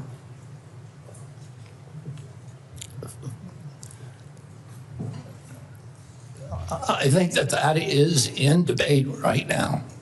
Let me tell you. Are you talking about the They are going to pay $15 more than last year, up to $50 a month. Now let me have a question for you on Part B. How much are Medicare Part B premiums expected to increase next year? I don't know. I talked to Dr. Oz that is about, yesterday. I think it's they're supposed to increase 16%. about 11.6% or $21.50 more each month. And again, last time you were before me, you couldn't answer the questions of the very agency and the authority that you have to address these issues. You know, next year, seniors and families are facing higher health care costs across the board. 23 million people on Medicare with a standalone Part D drug plan could see their premiums rise to $50 a month. up from 35 because the Trump administration is cutting the federal subsidy that has been keeping costs down. Part B premiums will jump 11.6% to $206 a month in 2026, one of the largest single-year increases in decades. And so for an administration that claims it is lowering costs, my question to you is, what are you going to do to keep costs down for seniors? I mean, I'm already doing what I'm already keeping costs down. What are you doing to keep costs down for seniors, knowing that these costs are going to be increasing? I mean, the program integrity bill, that is the first action that I did when I got in. It's one of the earliest actions in history of a complex regulation by an HHS secretary. A Congressional Budget Office has said that that's brought premiums down by 5%. As the Congressional Budget Office, which does not like to acknowledge anything that we do. And does that impact seniors? Excuse me? Does that impact seniors? And I know my time is running out. Does that impact seniors? What you just talked about, you're lowering costs. I'm asking you specifically. We're lowering about helping costs. Seniors. Does it impact seniors? Does it impact? Come on. Let me just stop you. I didn't Time hear is what running you out, said. so I appreciate the chairman's indulgence here. My concern is you can't answer the questions. The very agency has oversight over these issues and controls the levers to lower costs for seniors. And you can't answer that simple question. I didn't hear your question. Okay, let's go. We'll just proceed, and Senator Tillis has yielded his position to Senator Blackburn, so And she'll take it. Thank you, Mr. Chairman, and Mr. Secretary, thank you for joining us today. I appreciate the comments you've made about the Rural Health Transformation Program. That is something many of us worked on, and we were pleased to push that out of this committee, and I know Dr. Oz is moving forward with implementing that. I appreciate your comments to Senator Warner on the area wage index. He and I have worked on fixing that, and we appreciate your attention.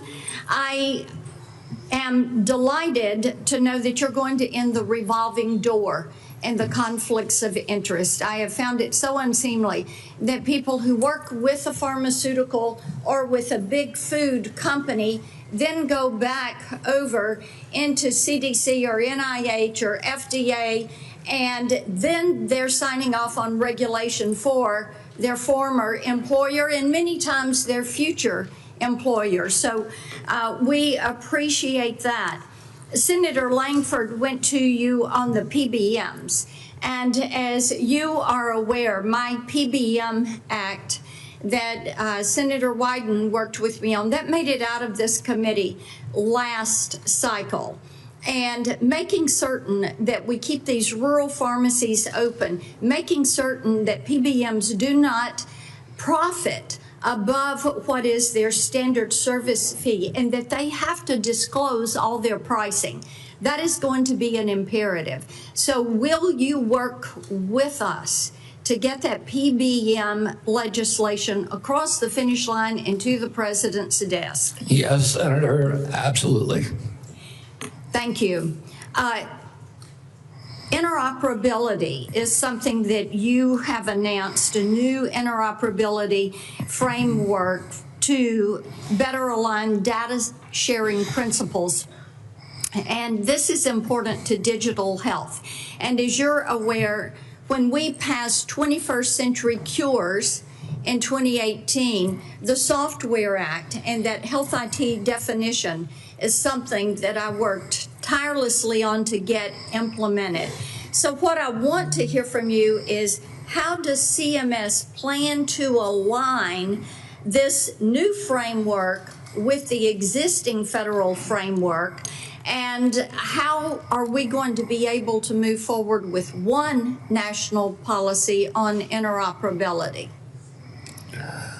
Well, I don't know if we, what we have right now is concrete commitments from the 60 top tech companies who we were able to convene to do data sharing, to do patient accessibility, and to do interoperability. But I can't tell you how that's going to mesh. Then if you will have someone submit to me in writing what that pathway is, this is something that is essential if we're going to be able to benefit from that data. So having some specificity on the pathway will be helpful. I did want to talk with you. Last time you were here, I talked about the concerns on overprescribing prescription stimulant drugs for children. And there are ways that HHS can work collaboratively with state agencies on this and to actually promote more community-based intervention to combat overprescribing. And we all have seen the harmful side effects. And there's a lot of reporting out there on this and tremendous concern for grandmamas like me who see children and friends of our grandchildren who suffer with this. So I know your team is working on solutions, so you're going to have your Make Our Children Healthy Again strategy that you're going to release. But talk for a moment, we've got 30 seconds left, talk for a moment on how you can better arm parents with information on the harmful side effects of overprescribing these stimulant drugs. I mean, one of the problems, Senator, is that, we now have 1 out of every 5 kids on these drugs and the antidepressants, even more.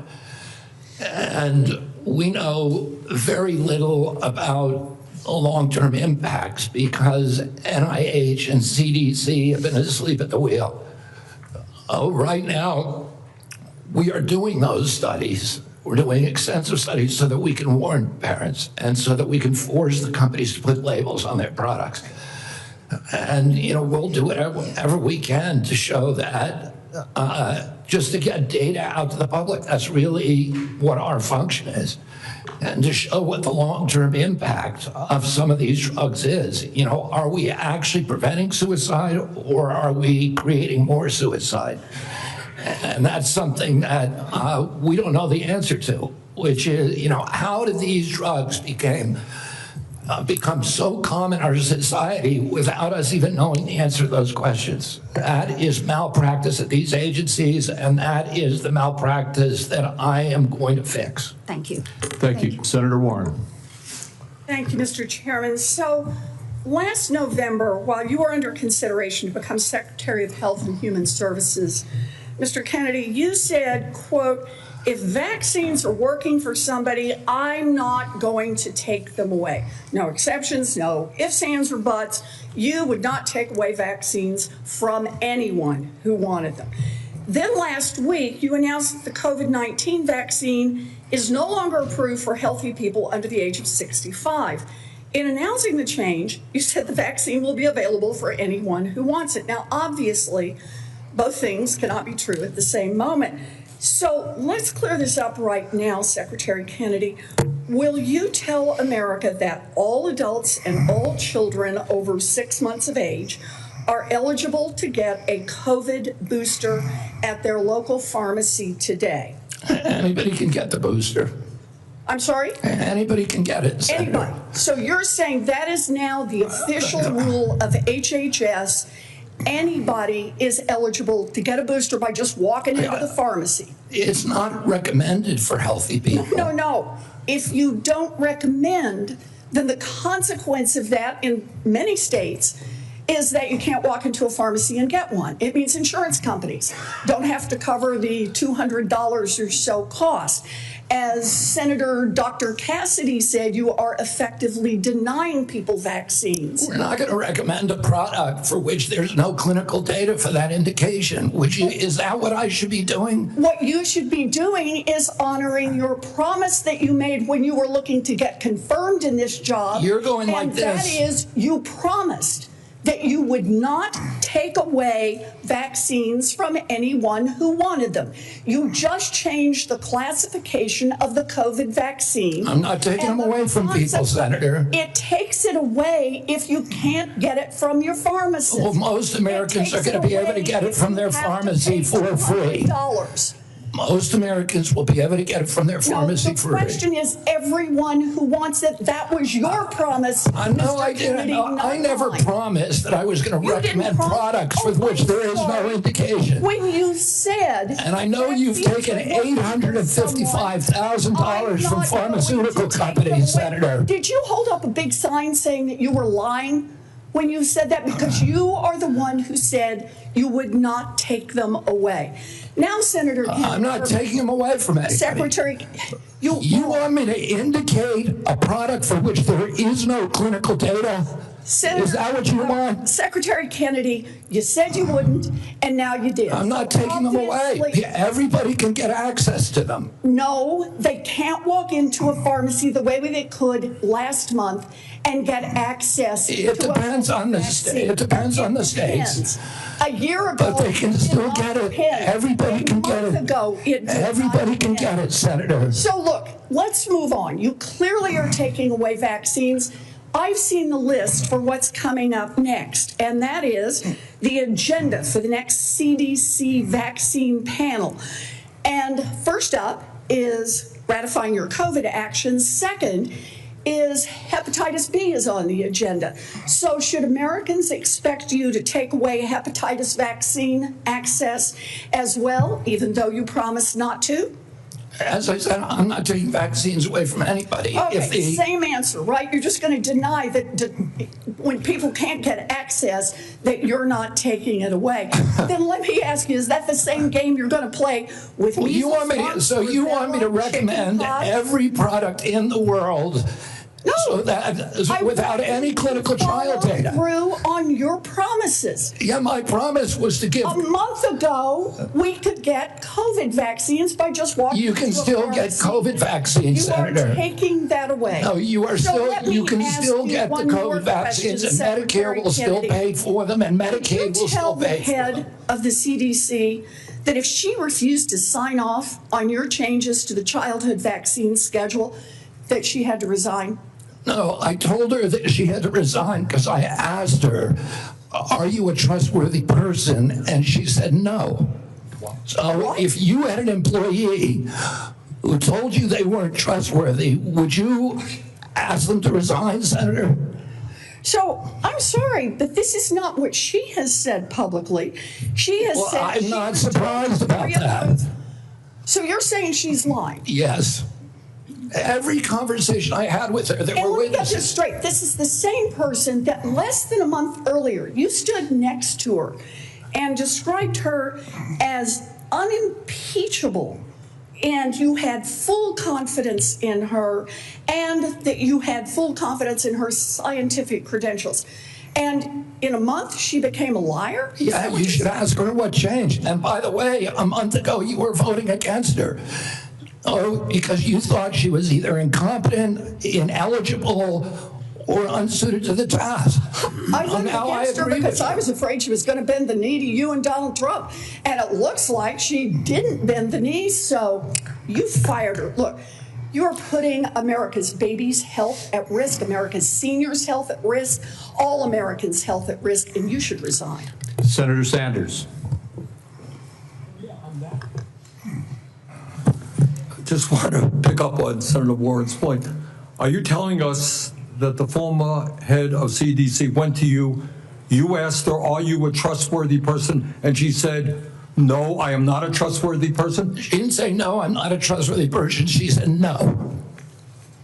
Wow. Giving a quote. And I asked her no, 1 second. And you're also repeating now that she is a liar, correct? Which you wrote in the Wall Street Journal. If she wrote that I fired her because she refused to sign on in advance for the ASIP committee, no, that's not accurate. All right, so you're calling her a liar, and I look forward to her coming before the Health Committee, maybe this committee as well. All right, Mr. Secretary, I've got a bunch of questions. Appreciate brevity in answering it. So-called beautiful bill threw 15 million Americans off of health care, substantially raised premiums, and is going to have a terrible impact on nursing homes, community health centers, rural hospitals all over America. Very briefly, is that really making America healthy again?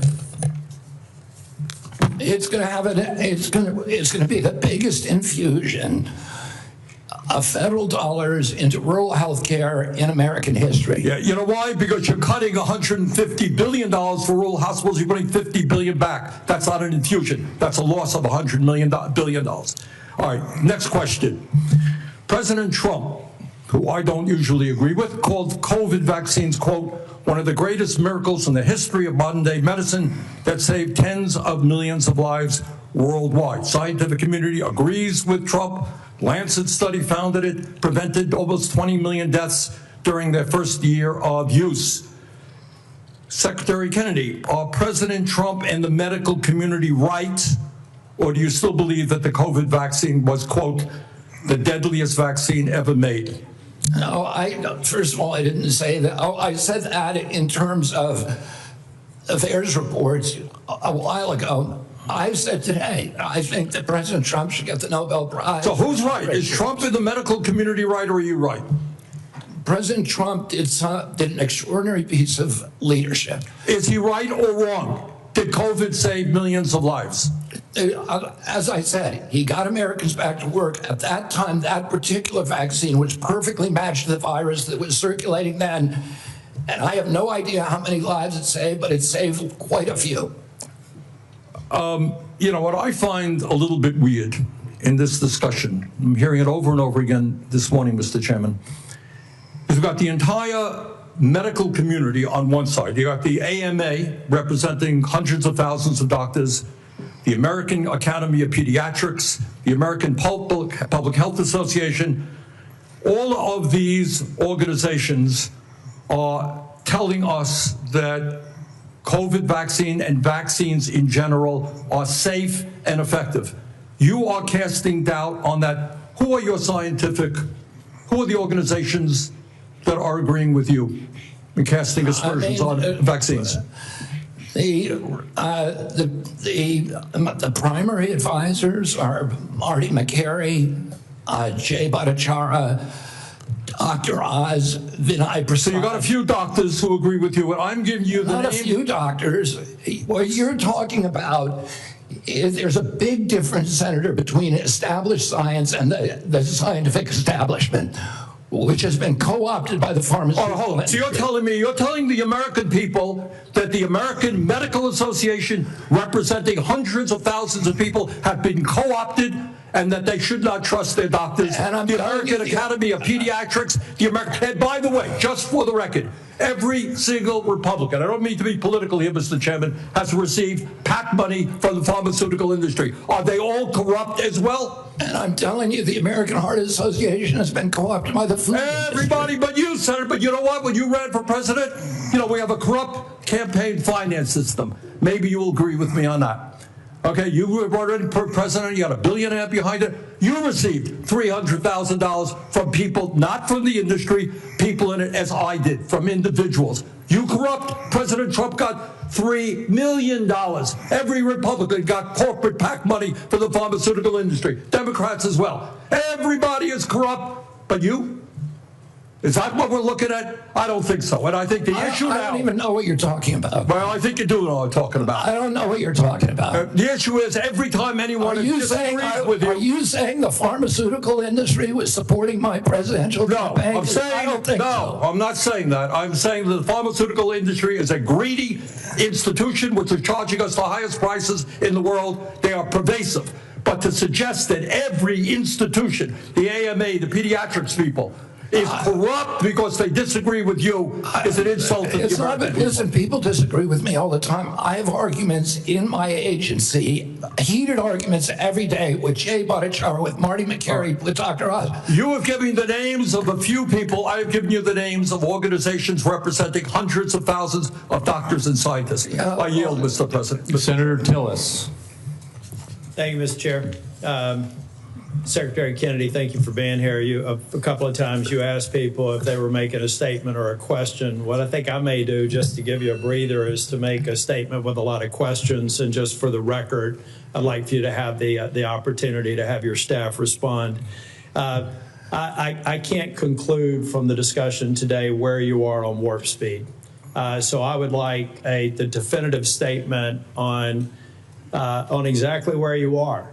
Was it good? Was it bad? Were the things that worked? Were the things that didn't work? I can't discern that from what you said here. I, for one, think that it was a signature accomplishment of President Trump, and the mRNA platform is something. I agree with that. I look forward to you giving us a detailed statement on exactly where you are with warp speed. I'm not a doctor. I'm not a trial lawyer. I'm a boring management consultant. Another question that we'll submit in the record, I'll give you directionally where we're going. I don't see how you go over 4 weeks from a public health expert with unimpeachable scientific credentials, a longtime champion of MAHA values, caring and compassionate and brilliant microbiologist, and 4 weeks later, fire her because at least the public reports say because she refused to fire people that work for her. So as somebody who advised executives on hiring strategies, number one, I would suggest in the interview, you ask them if they're truthful rather than 4 weeks after we took the time of the U.S. Senate to confirm the person, just for the future nominee that we're going to have to consider. But I do also believe that some of your statements seem to contradict what you said in the prior hearing. You said you're going to empower the scientists at HHS to do their job. I'd just like to see evidence where you've done that, and I'm sure that you will have some.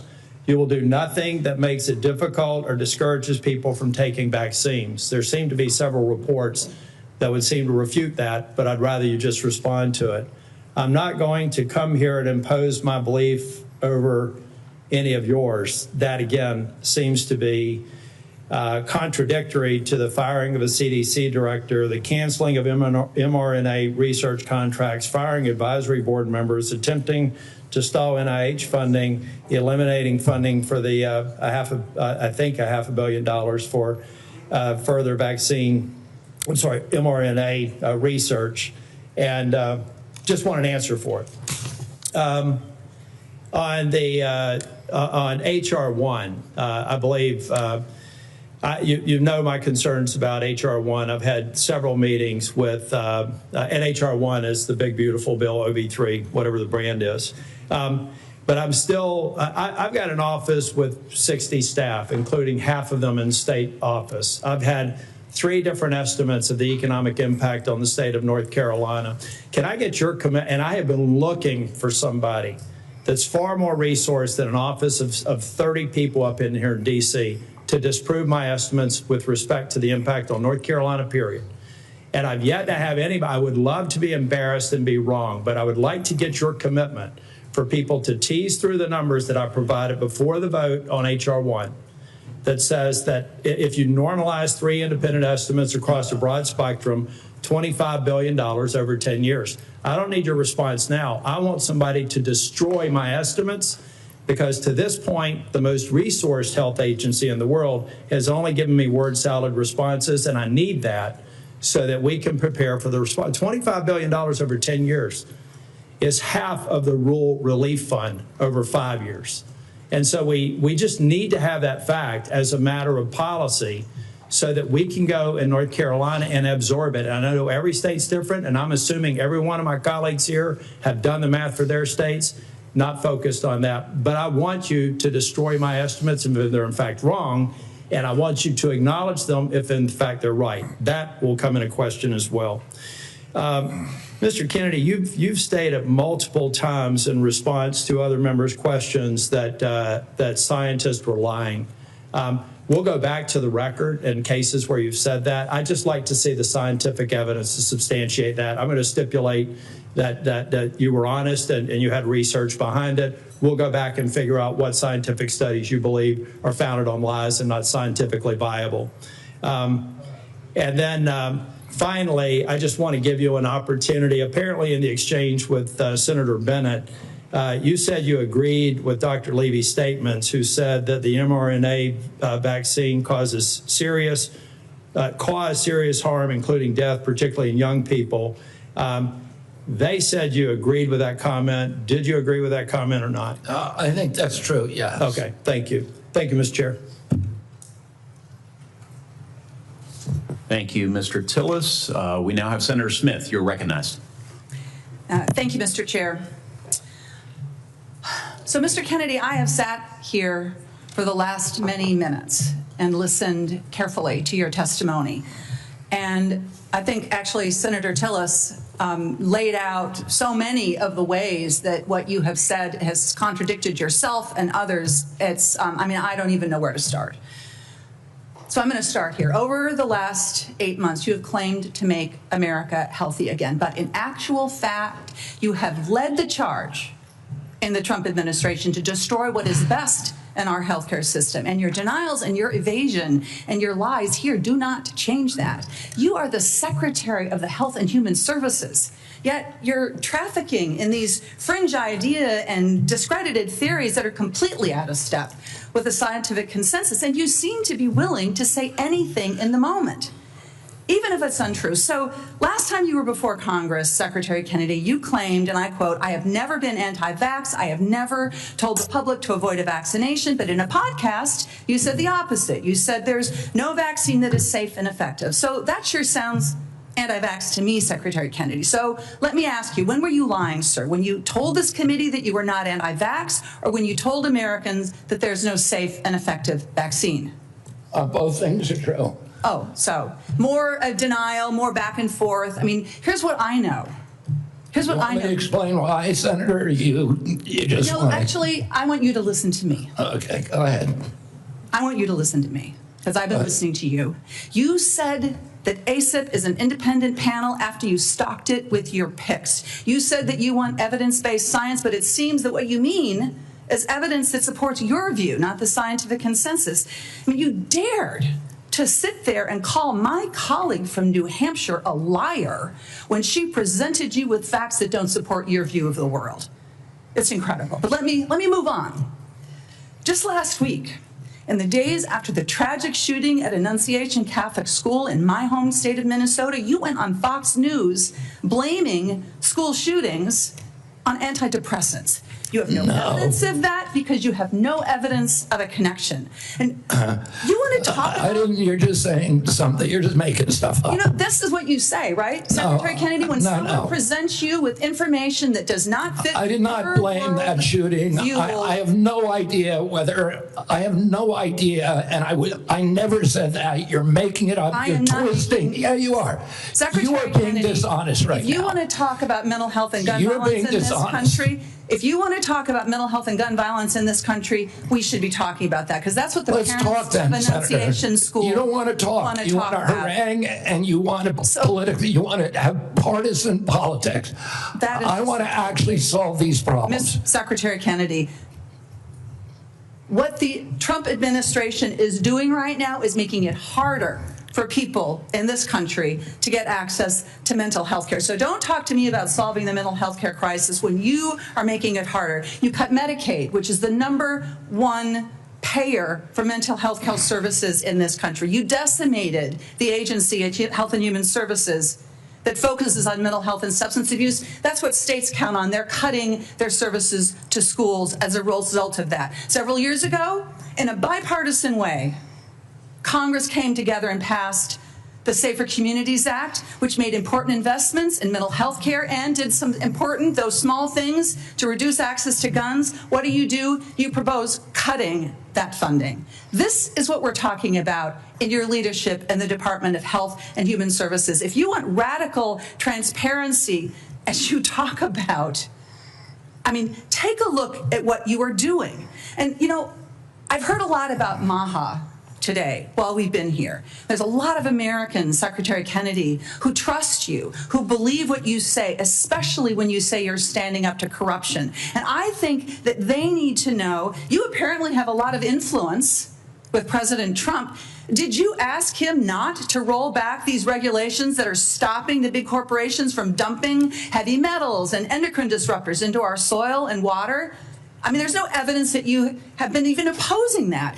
Did you do anything to stop the Trump administration from rolling back this handout to big pharma that makes it easier for the big drug companies to charge more for cancer drugs? No, you presided over that.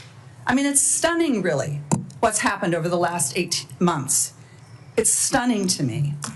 And I just hope that in this moment, our colleagues, there's hardly anybody left in this room, are going to think about what it is that you've done, what your legacy is going to be at the Health and Human Services Agency, and pay attention to the damage that is being done here. Senator Marshall. All right. Thank you, Chairman, and welcome, Mr. Secretary. One of your themes for the CDC is transparency. And I think when I hear you talk about transparency, I think part of that is sharing what you know, what the CDC knows with parents so that they can make decisions. Behind me, yeah, I know it's gonna be hard to see from there. I can barely read it. This is the current CDC recommendations for vaccines for children. On day number 1, they get their first jab, a hepatitis vaccine. By the time they're 18 months, they've had 18 jabs. By the time they get to be old enough to vote, they have 76 jabs. Now, when we talk, when I listen, what I hear you say is that, look, vaccines are drugs. We need a measured response and a measured, when do we use this? It's interesting that the United States has put age 65 and older for COVID vaccine. UK has chosen 75 and France 80. Obviously, scientists disagree exactly when that should or shouldn't be. You know, hepatitis B vaccine, it makes no sense to me. I've only delivered 5,000 babies, but we do a hepatitis test on every mom. By the time she delivers that baby, I know her pretty well. And if she doesn't have any risk factors, if she's not an IV drug abuser, if she's in a stable monogamous relationship, nobody at home has hepatitis, I don't know, I don't see the benefit myself in that hepatitis vaccine. Everyone's eligible for it, everyone can get it, and my pediatricians don't always agree with me. And no, I'm not saying if you don't know the hepatitis status of that patient, they shouldn't get it. I'm not saying if this person's had no prenatal care, that puts them at risk for hepatitis. Can you just speak a little bit, when you talk about transparency, and trying to empower and make vaccines available, these should be treated just like a medication. Yeah, I mean, you know, I say I'm not anti-vaccine. Saying I'm anti-vaccine is like saying I'm anti-medicine. Well, I'm pro-medicine, but I understand some medicines harm people. Some of them have risks. Some of them have benefits that outweigh those risks for certain populations, and the same is true with vaccines. And we don't understand the risk profile because vaccines are the only medical intervention, medical device, or pharmaceutical drug that are exempt from pre-licensing safety studies. And so there are 2 hepatitis vaccines, and one of them had a safety study that lasted for 4 days on 143 kids for a product that's going to be given to 76 million kids. Yeah. The risk profile prior to the introduction of the vaccine, the risk of a baby dying from hepatitis B was 1 in 7 million. That means you need to give 7 million hepatitis B vaccines to prevent 1 death if you're going to give 7 million. So, Mr. Secretary, and I guess before the press labels me wrong, I'm not anti-vaccine either. I think MMR has been a great vaccine. The DPT's been a great vaccine. Polio's been a great vaccine. Smallpox. So there are great, but it's the measured approach that we're after, the transparency. You're trying to empower parents here. What I feel the difference is, sometimes my friends across the aisle feel like there's a one-size-fits-all, that they should be telling parents what to do. And what you and I are fighting for is we want to empower parents to make these decisions. I want to talk about morbidity and mortality of COVID for just a second. It is so true that 2 things can be true, and I don't understand why, just the rabbit hole some of my colleagues are going down. There's a big difference. When I was out there practicing, doing volunteer work, I was so confused myself on the numbers. People dying with COVID versus from COVID. And we still don't have that message. And I think that's what I hear you saying as well. How many people died from COVID versus with COVID is a different answer. The situation today is so different when this monster virus was made at a laboratory in Wuhan, China, and none of us had ever seen this virus, and we had no immunity to it. But today, every American's had COVID a dozen times probably, and we built up immunity. I think that's why both things are true. It was a miracle. Warp speed was a miracle. What President Trump and his team did, and it saved millions of lives most likely. But it's also true that it probably killed some people. Like most vaccines do, there is a death rate associated. So both things are true. Anything else you want to clear up on the morbidity, mortality of COVID and COVID vaccines? Well, I think you just cleared it up.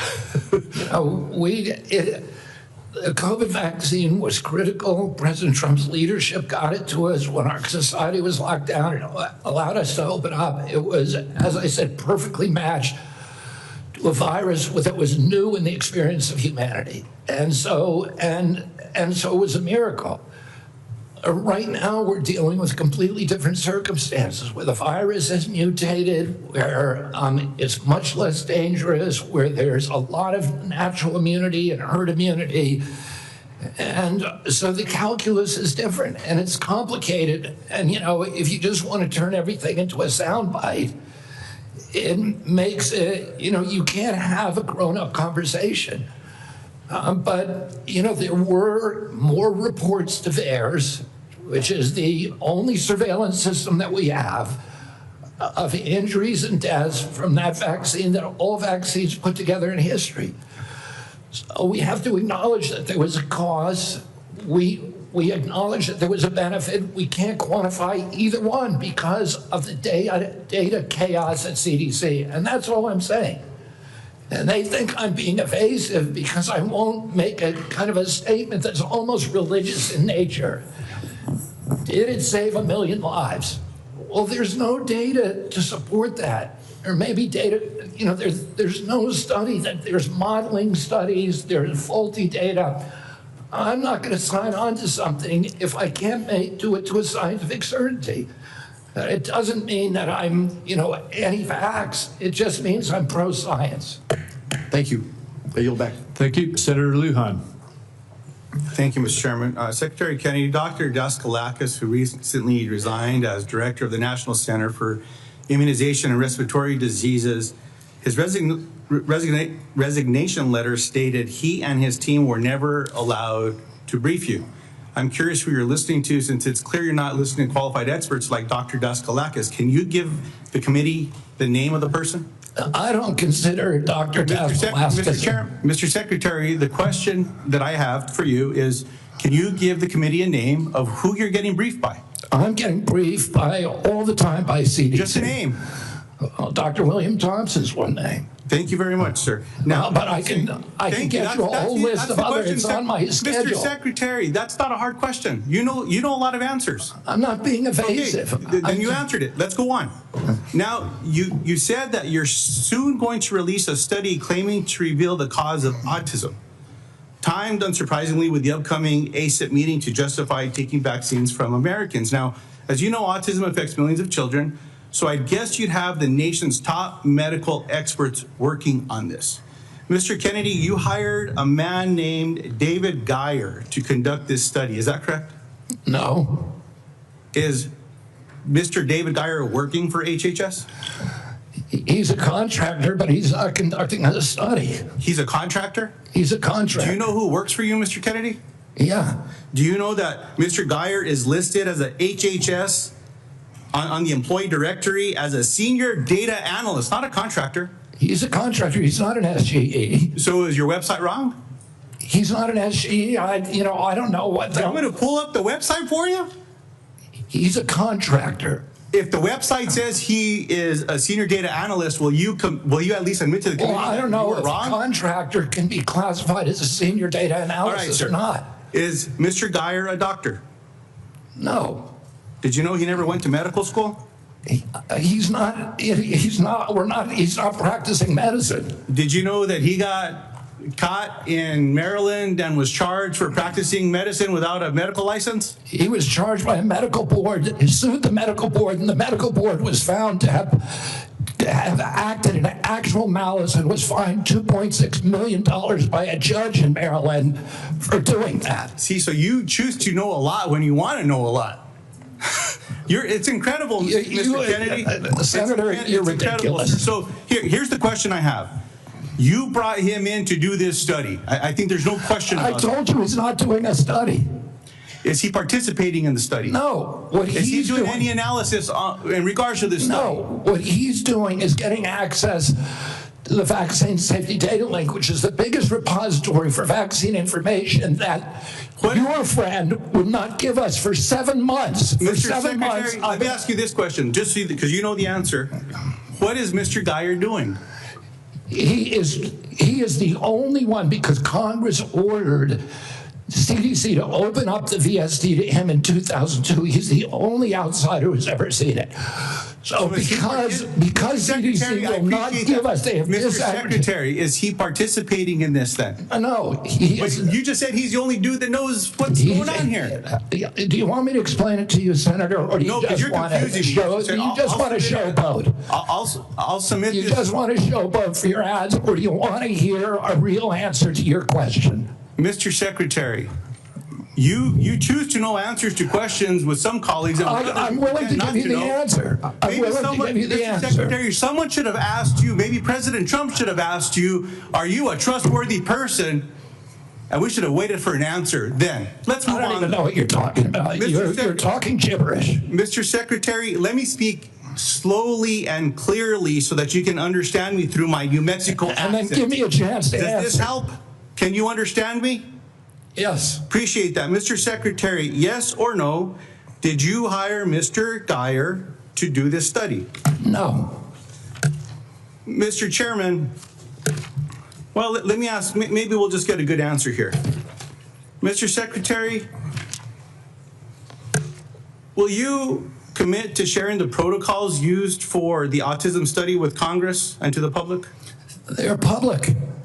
Will you commit to giving it to this committee by the end of the week? No, not because that's not the way it works. Will you? You don't even know what you're talking about. Mr. Secretary, will you commit to sharing the protocols for this study by the end of the month? We already have. You just said it's public. We put out the notice of funding opportunities, and then the scientists from all over the world. You're not understanding me. No, you're not understanding how the world works. Do you understand what the protocols are? Do you understand what they are? The scientists who are doing the studies submit the protocol. Okay, so you know what they are. That's not coming from us. So will you commit to sharing those protocols with this committee? Well, anybody can get a hold of the protocol. It's published with the study. Mr. Chairman, what I'd like to ask is for your commitment here. I'll send a letter to the Secretary. I'll ask for support from the leadership of this committee to ask for those protocols. If those protocols are not given to this committee, anybody can get the protocols. Mr. Secretary, I'm not talking to you.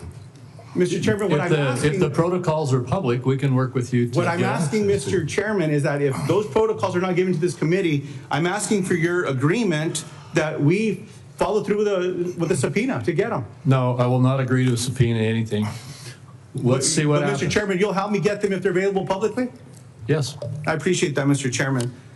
Mr. Kennedy, with all the questions here today, people just want to know the truth. I don't think so. Mr. Secretary, you don't think so. Thank you. I don't think so. I hope everyone recording that got that, because there explains the Secretary's tenure here. Look, 2 young ladies in Las Cruces, New Mexico at a town hall recently gave me this starfish pin. I was going to give it to you today, but after your questioning today, I don't think you deserve it, because what this represents is to remember that every one of us can make a difference, sir, to something as small as a starfish on a beach that maybe got washed up, you throw it back in the ocean. You might not save them all, but you can save one. I'm sorry that you're not worthy of this. Nice little pin, sir, is a nice reminder. I'm going to pray for you, Secretary Kennedy. I hope we do better. I want you to do better. But today was a failure for you, man. I yield back. Senator Warnock. Thank you, Brother Chair. Less than a month ago, we received the heartbreaking news that a gunman opened fire at the CDC campus in Atlanta, Georgia. This obviously is my neck of the woods. This is heart-wrenching for all Americans, but for those of us especially who live in that area. A DeKalb County police officer, David Rhodes, was killed. The shots hit buildings on campus in at least 180 places, narrowly missing the CDC's daycare center. Law enforcement recovered nearly 500 shell casings. Clearly, he came to do a lot of damage. It's a miracle, and thanks to the quick action of Metro Atlanta and state law enforcement, more people were not killed. The Georgia Bureau of Investigation announced that prior to the attack, the gunman expressed discontent with the COVID vaccine and, quote, wanted to make the public aware of his distrust of the vaccines. Secretary Kennedy, I assume you are aware of these disturbing reports of the gunman's motives? Yes. And, I understand that some people may have concerns about new medical breakthroughs, but those people don't have the world's top medical experts working under them. You've been over HHS for 7 months now. Have you ever been briefed by CDC's career immunization officials to discuss your concerns? And by the way, every member of this panel has criticized President Trump and demonized him. Have you ever been briefed? Are you complicit in the assassination attempts on President Trump? Sir, I'm asking the questions. You are the witness. It's a simple yes or no question. Have you ever been briefed by CDC's career immunization officials to discuss their concerns? Yes, I have. What was the answer? Yes.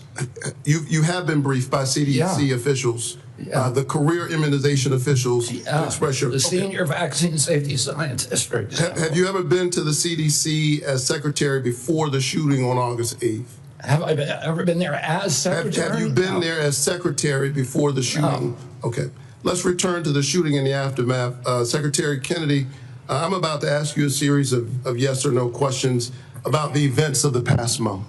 And I would appreciate just a yes or no response. You called Dr. Manarez to your office on August 25th for a meeting. Is that correct? Yes or no? It could be.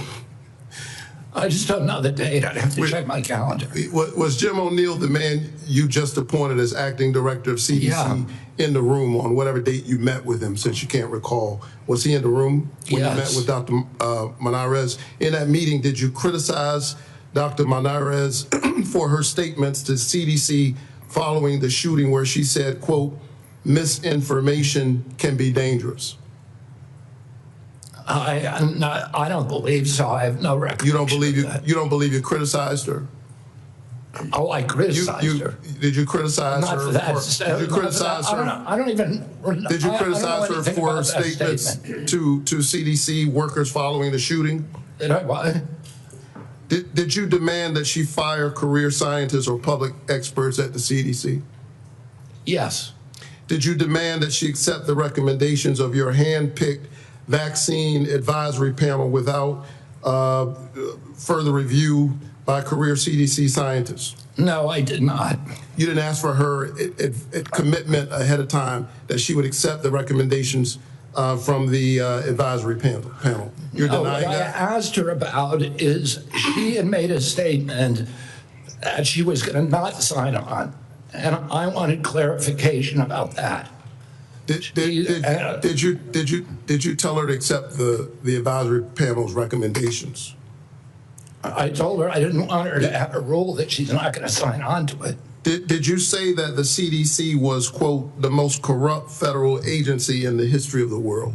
Not the history of the world, but definitely within HHS. Did you say that? I did not say that, but I did say it's the most corrupt agency in HHS, and maybe the government. So you call the CDC corrupt. Did you say that CDC staff are, quote, horrible people?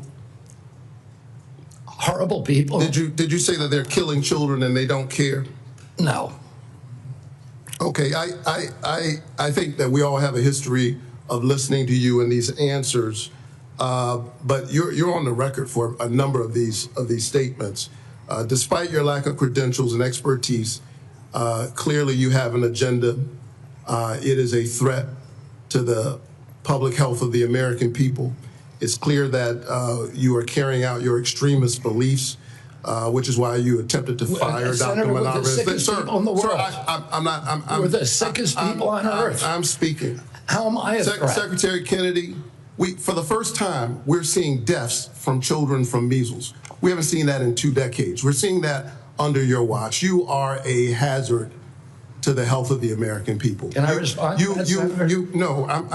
I claim back my time. We need to wrap up. You are a hazard to the health of the American people. I think that you ought to resign. And if you don't resign, the President of the United States, who put forward Operation Warp Speed, which worked, should fire you. Thank you so much. Senator Welch. Mr. Chairman, thank you. I want to sum up, and I want to make 3 points. First, we have a healthcare affordability crisis in this country. And second, Secretary Kennedy's policies is making that affordability crisis worse, not better. And third, Mr. Chairman, the United States Senate is not doing its job. Healthcare. Citizens of the United States, our employers, our taxpayers, and our families pay the most and get the least. That has been persistent and chronic, and it's not being addressed, it's being aggravated.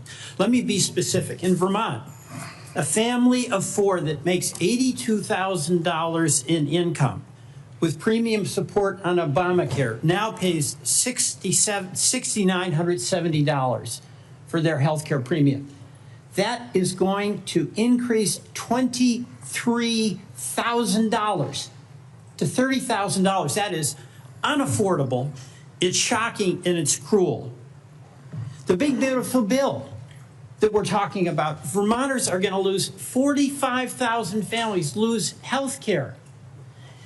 That is going to be a hammer blow to our hospitals, because those folks who lose health care don't get a guarantee they won't get sick, and they're going to show up at our community hospitals. Our community hospitals are going to treat them, and they aren't going to be compensated. And it's why Vermont community hospitals are on a financial thin ice, and that's true that about 338 hospitals around our country are in danger of closing.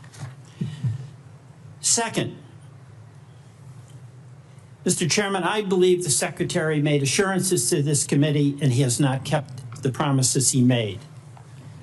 Prices have not come down, they've gone up. He assured Senator Cassidy that he would not change the standards for vaccine review. Yet since his confirmation, all 17 members of the Vaccine Advisory Board have been fired by him. He has limited the use of COVID-19 vaccine. And he has inexplicably canceled $500 million in vaccine research and funding. So, you know, I'm not surprised. Stephen Miller credited you with being the crown jewel of the cabinet. And my observation about the crown jewel of the cabinet and the policies of folks who get rewarded are the ones who fire those in service that speak truth to power. Susan Menares, we've gone over that, fired because she refused to fire herself, staff without cause, and refused to rubber stamp changes to the vaccine schedule without data. The head of the Bureau of Labor Statistics was fired because she gave a report with honest numbers about the job report. CIA Russia expert who'd been there for 30 years, fired after the meeting with Putin. So, Mr. President, that is serious and worrisome. But I want to finally end by challenging us in the United States Senate to do our job. We have a constitutional responsibility to be a check and balance. And the fear of our founders was that there would be a concentration of power in one branch, and that would lead to catastrophic consequences for our country. And what has Congress done?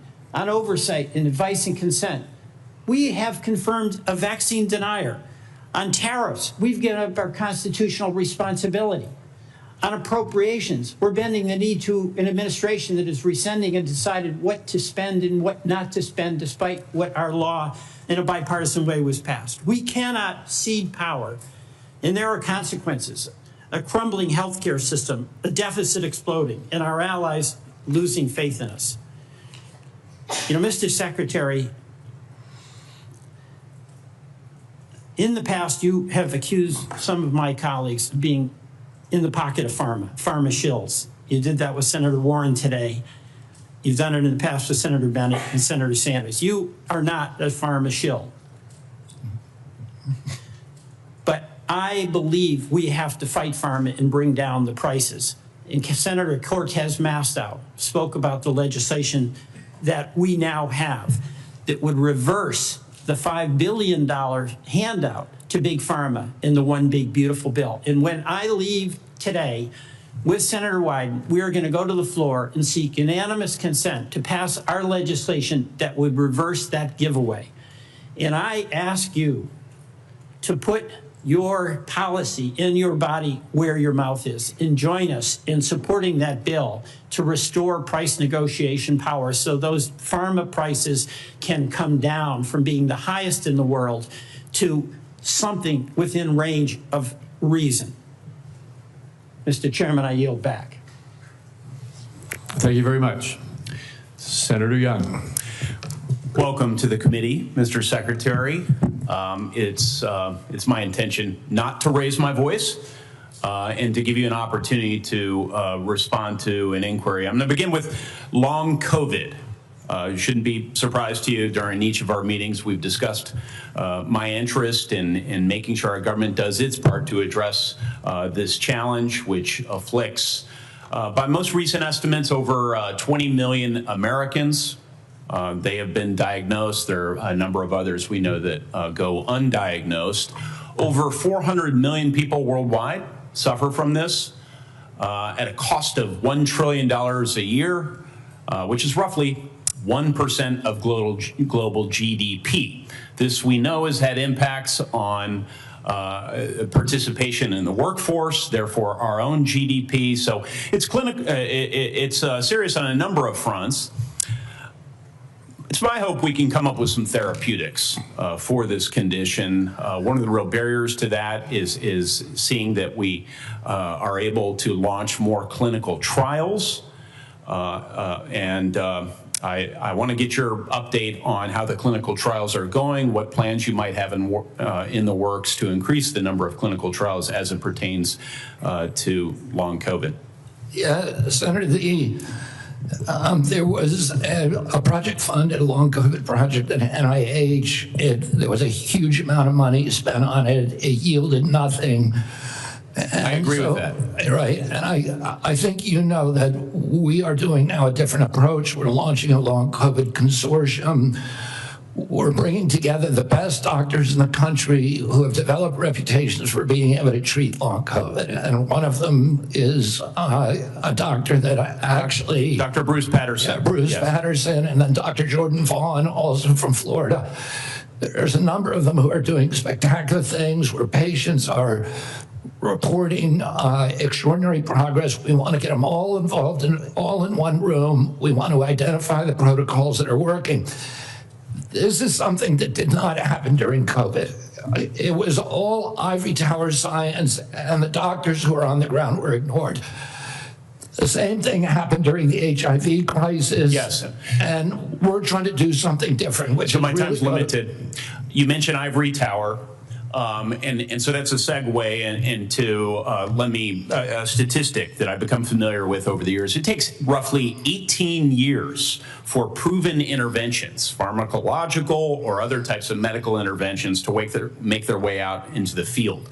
If we assume, I think a conservative estimate, 12 to 15 years until we have any really acceptable therapeutics for a long COVID, that's a cheerful estimate. Plus the 18 years until it finds its way into clinical practice, people roughly my age will pass. Actuarially speaking, they will pass before there's any acceptable therapeutic. So we need to accelerate our current activities. Can you give me a couple of things you're going to do to ensure that we accelerate our development of therapeutics? I mean, the best solution is the same kind of solutions that we should have been pursuing during COVID, which is off-the-shelf approved drugs for that are there already. Yes. So you don't it was recently reported that all the major pharma companies, I'm sorry if there's one good student exception, are serving as barriers to clinical trials. How can they repurpose? It is bizarre that that's happening. Okay, you're the Secretary of HHS. Will you be cracking down on this lack of cooperation? Yes. Thank you. Yes. Thank you so much. Will you also be exploring research partnerships with other countries, seeing as I've established this is a global challenge? Yes. Okay. And that's what we should have done during HIV. It's what we should have done during COVID. Yes. Will you also be exploring whether ARPA-H, which has different research protocols than NIH, NIH is very good at what they do, but it takes them a really long time to prove things because of their rigorous process. ARPA is more practical, right? And so one could imagine ARPA-H tackling this challenge. Will you be encouraging? We're absolutely open to that, Senator. Okay.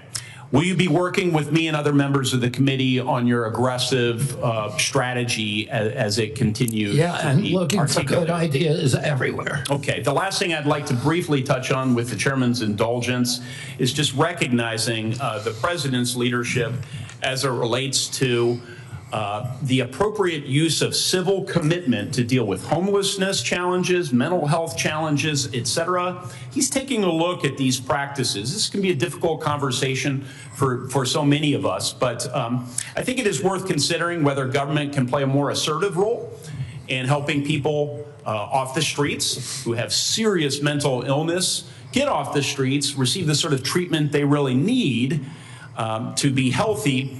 Can you provide some very brief thoughts on this topic, and maybe then I could follow up with a phone call? On the topic of civil commitment. Yeah.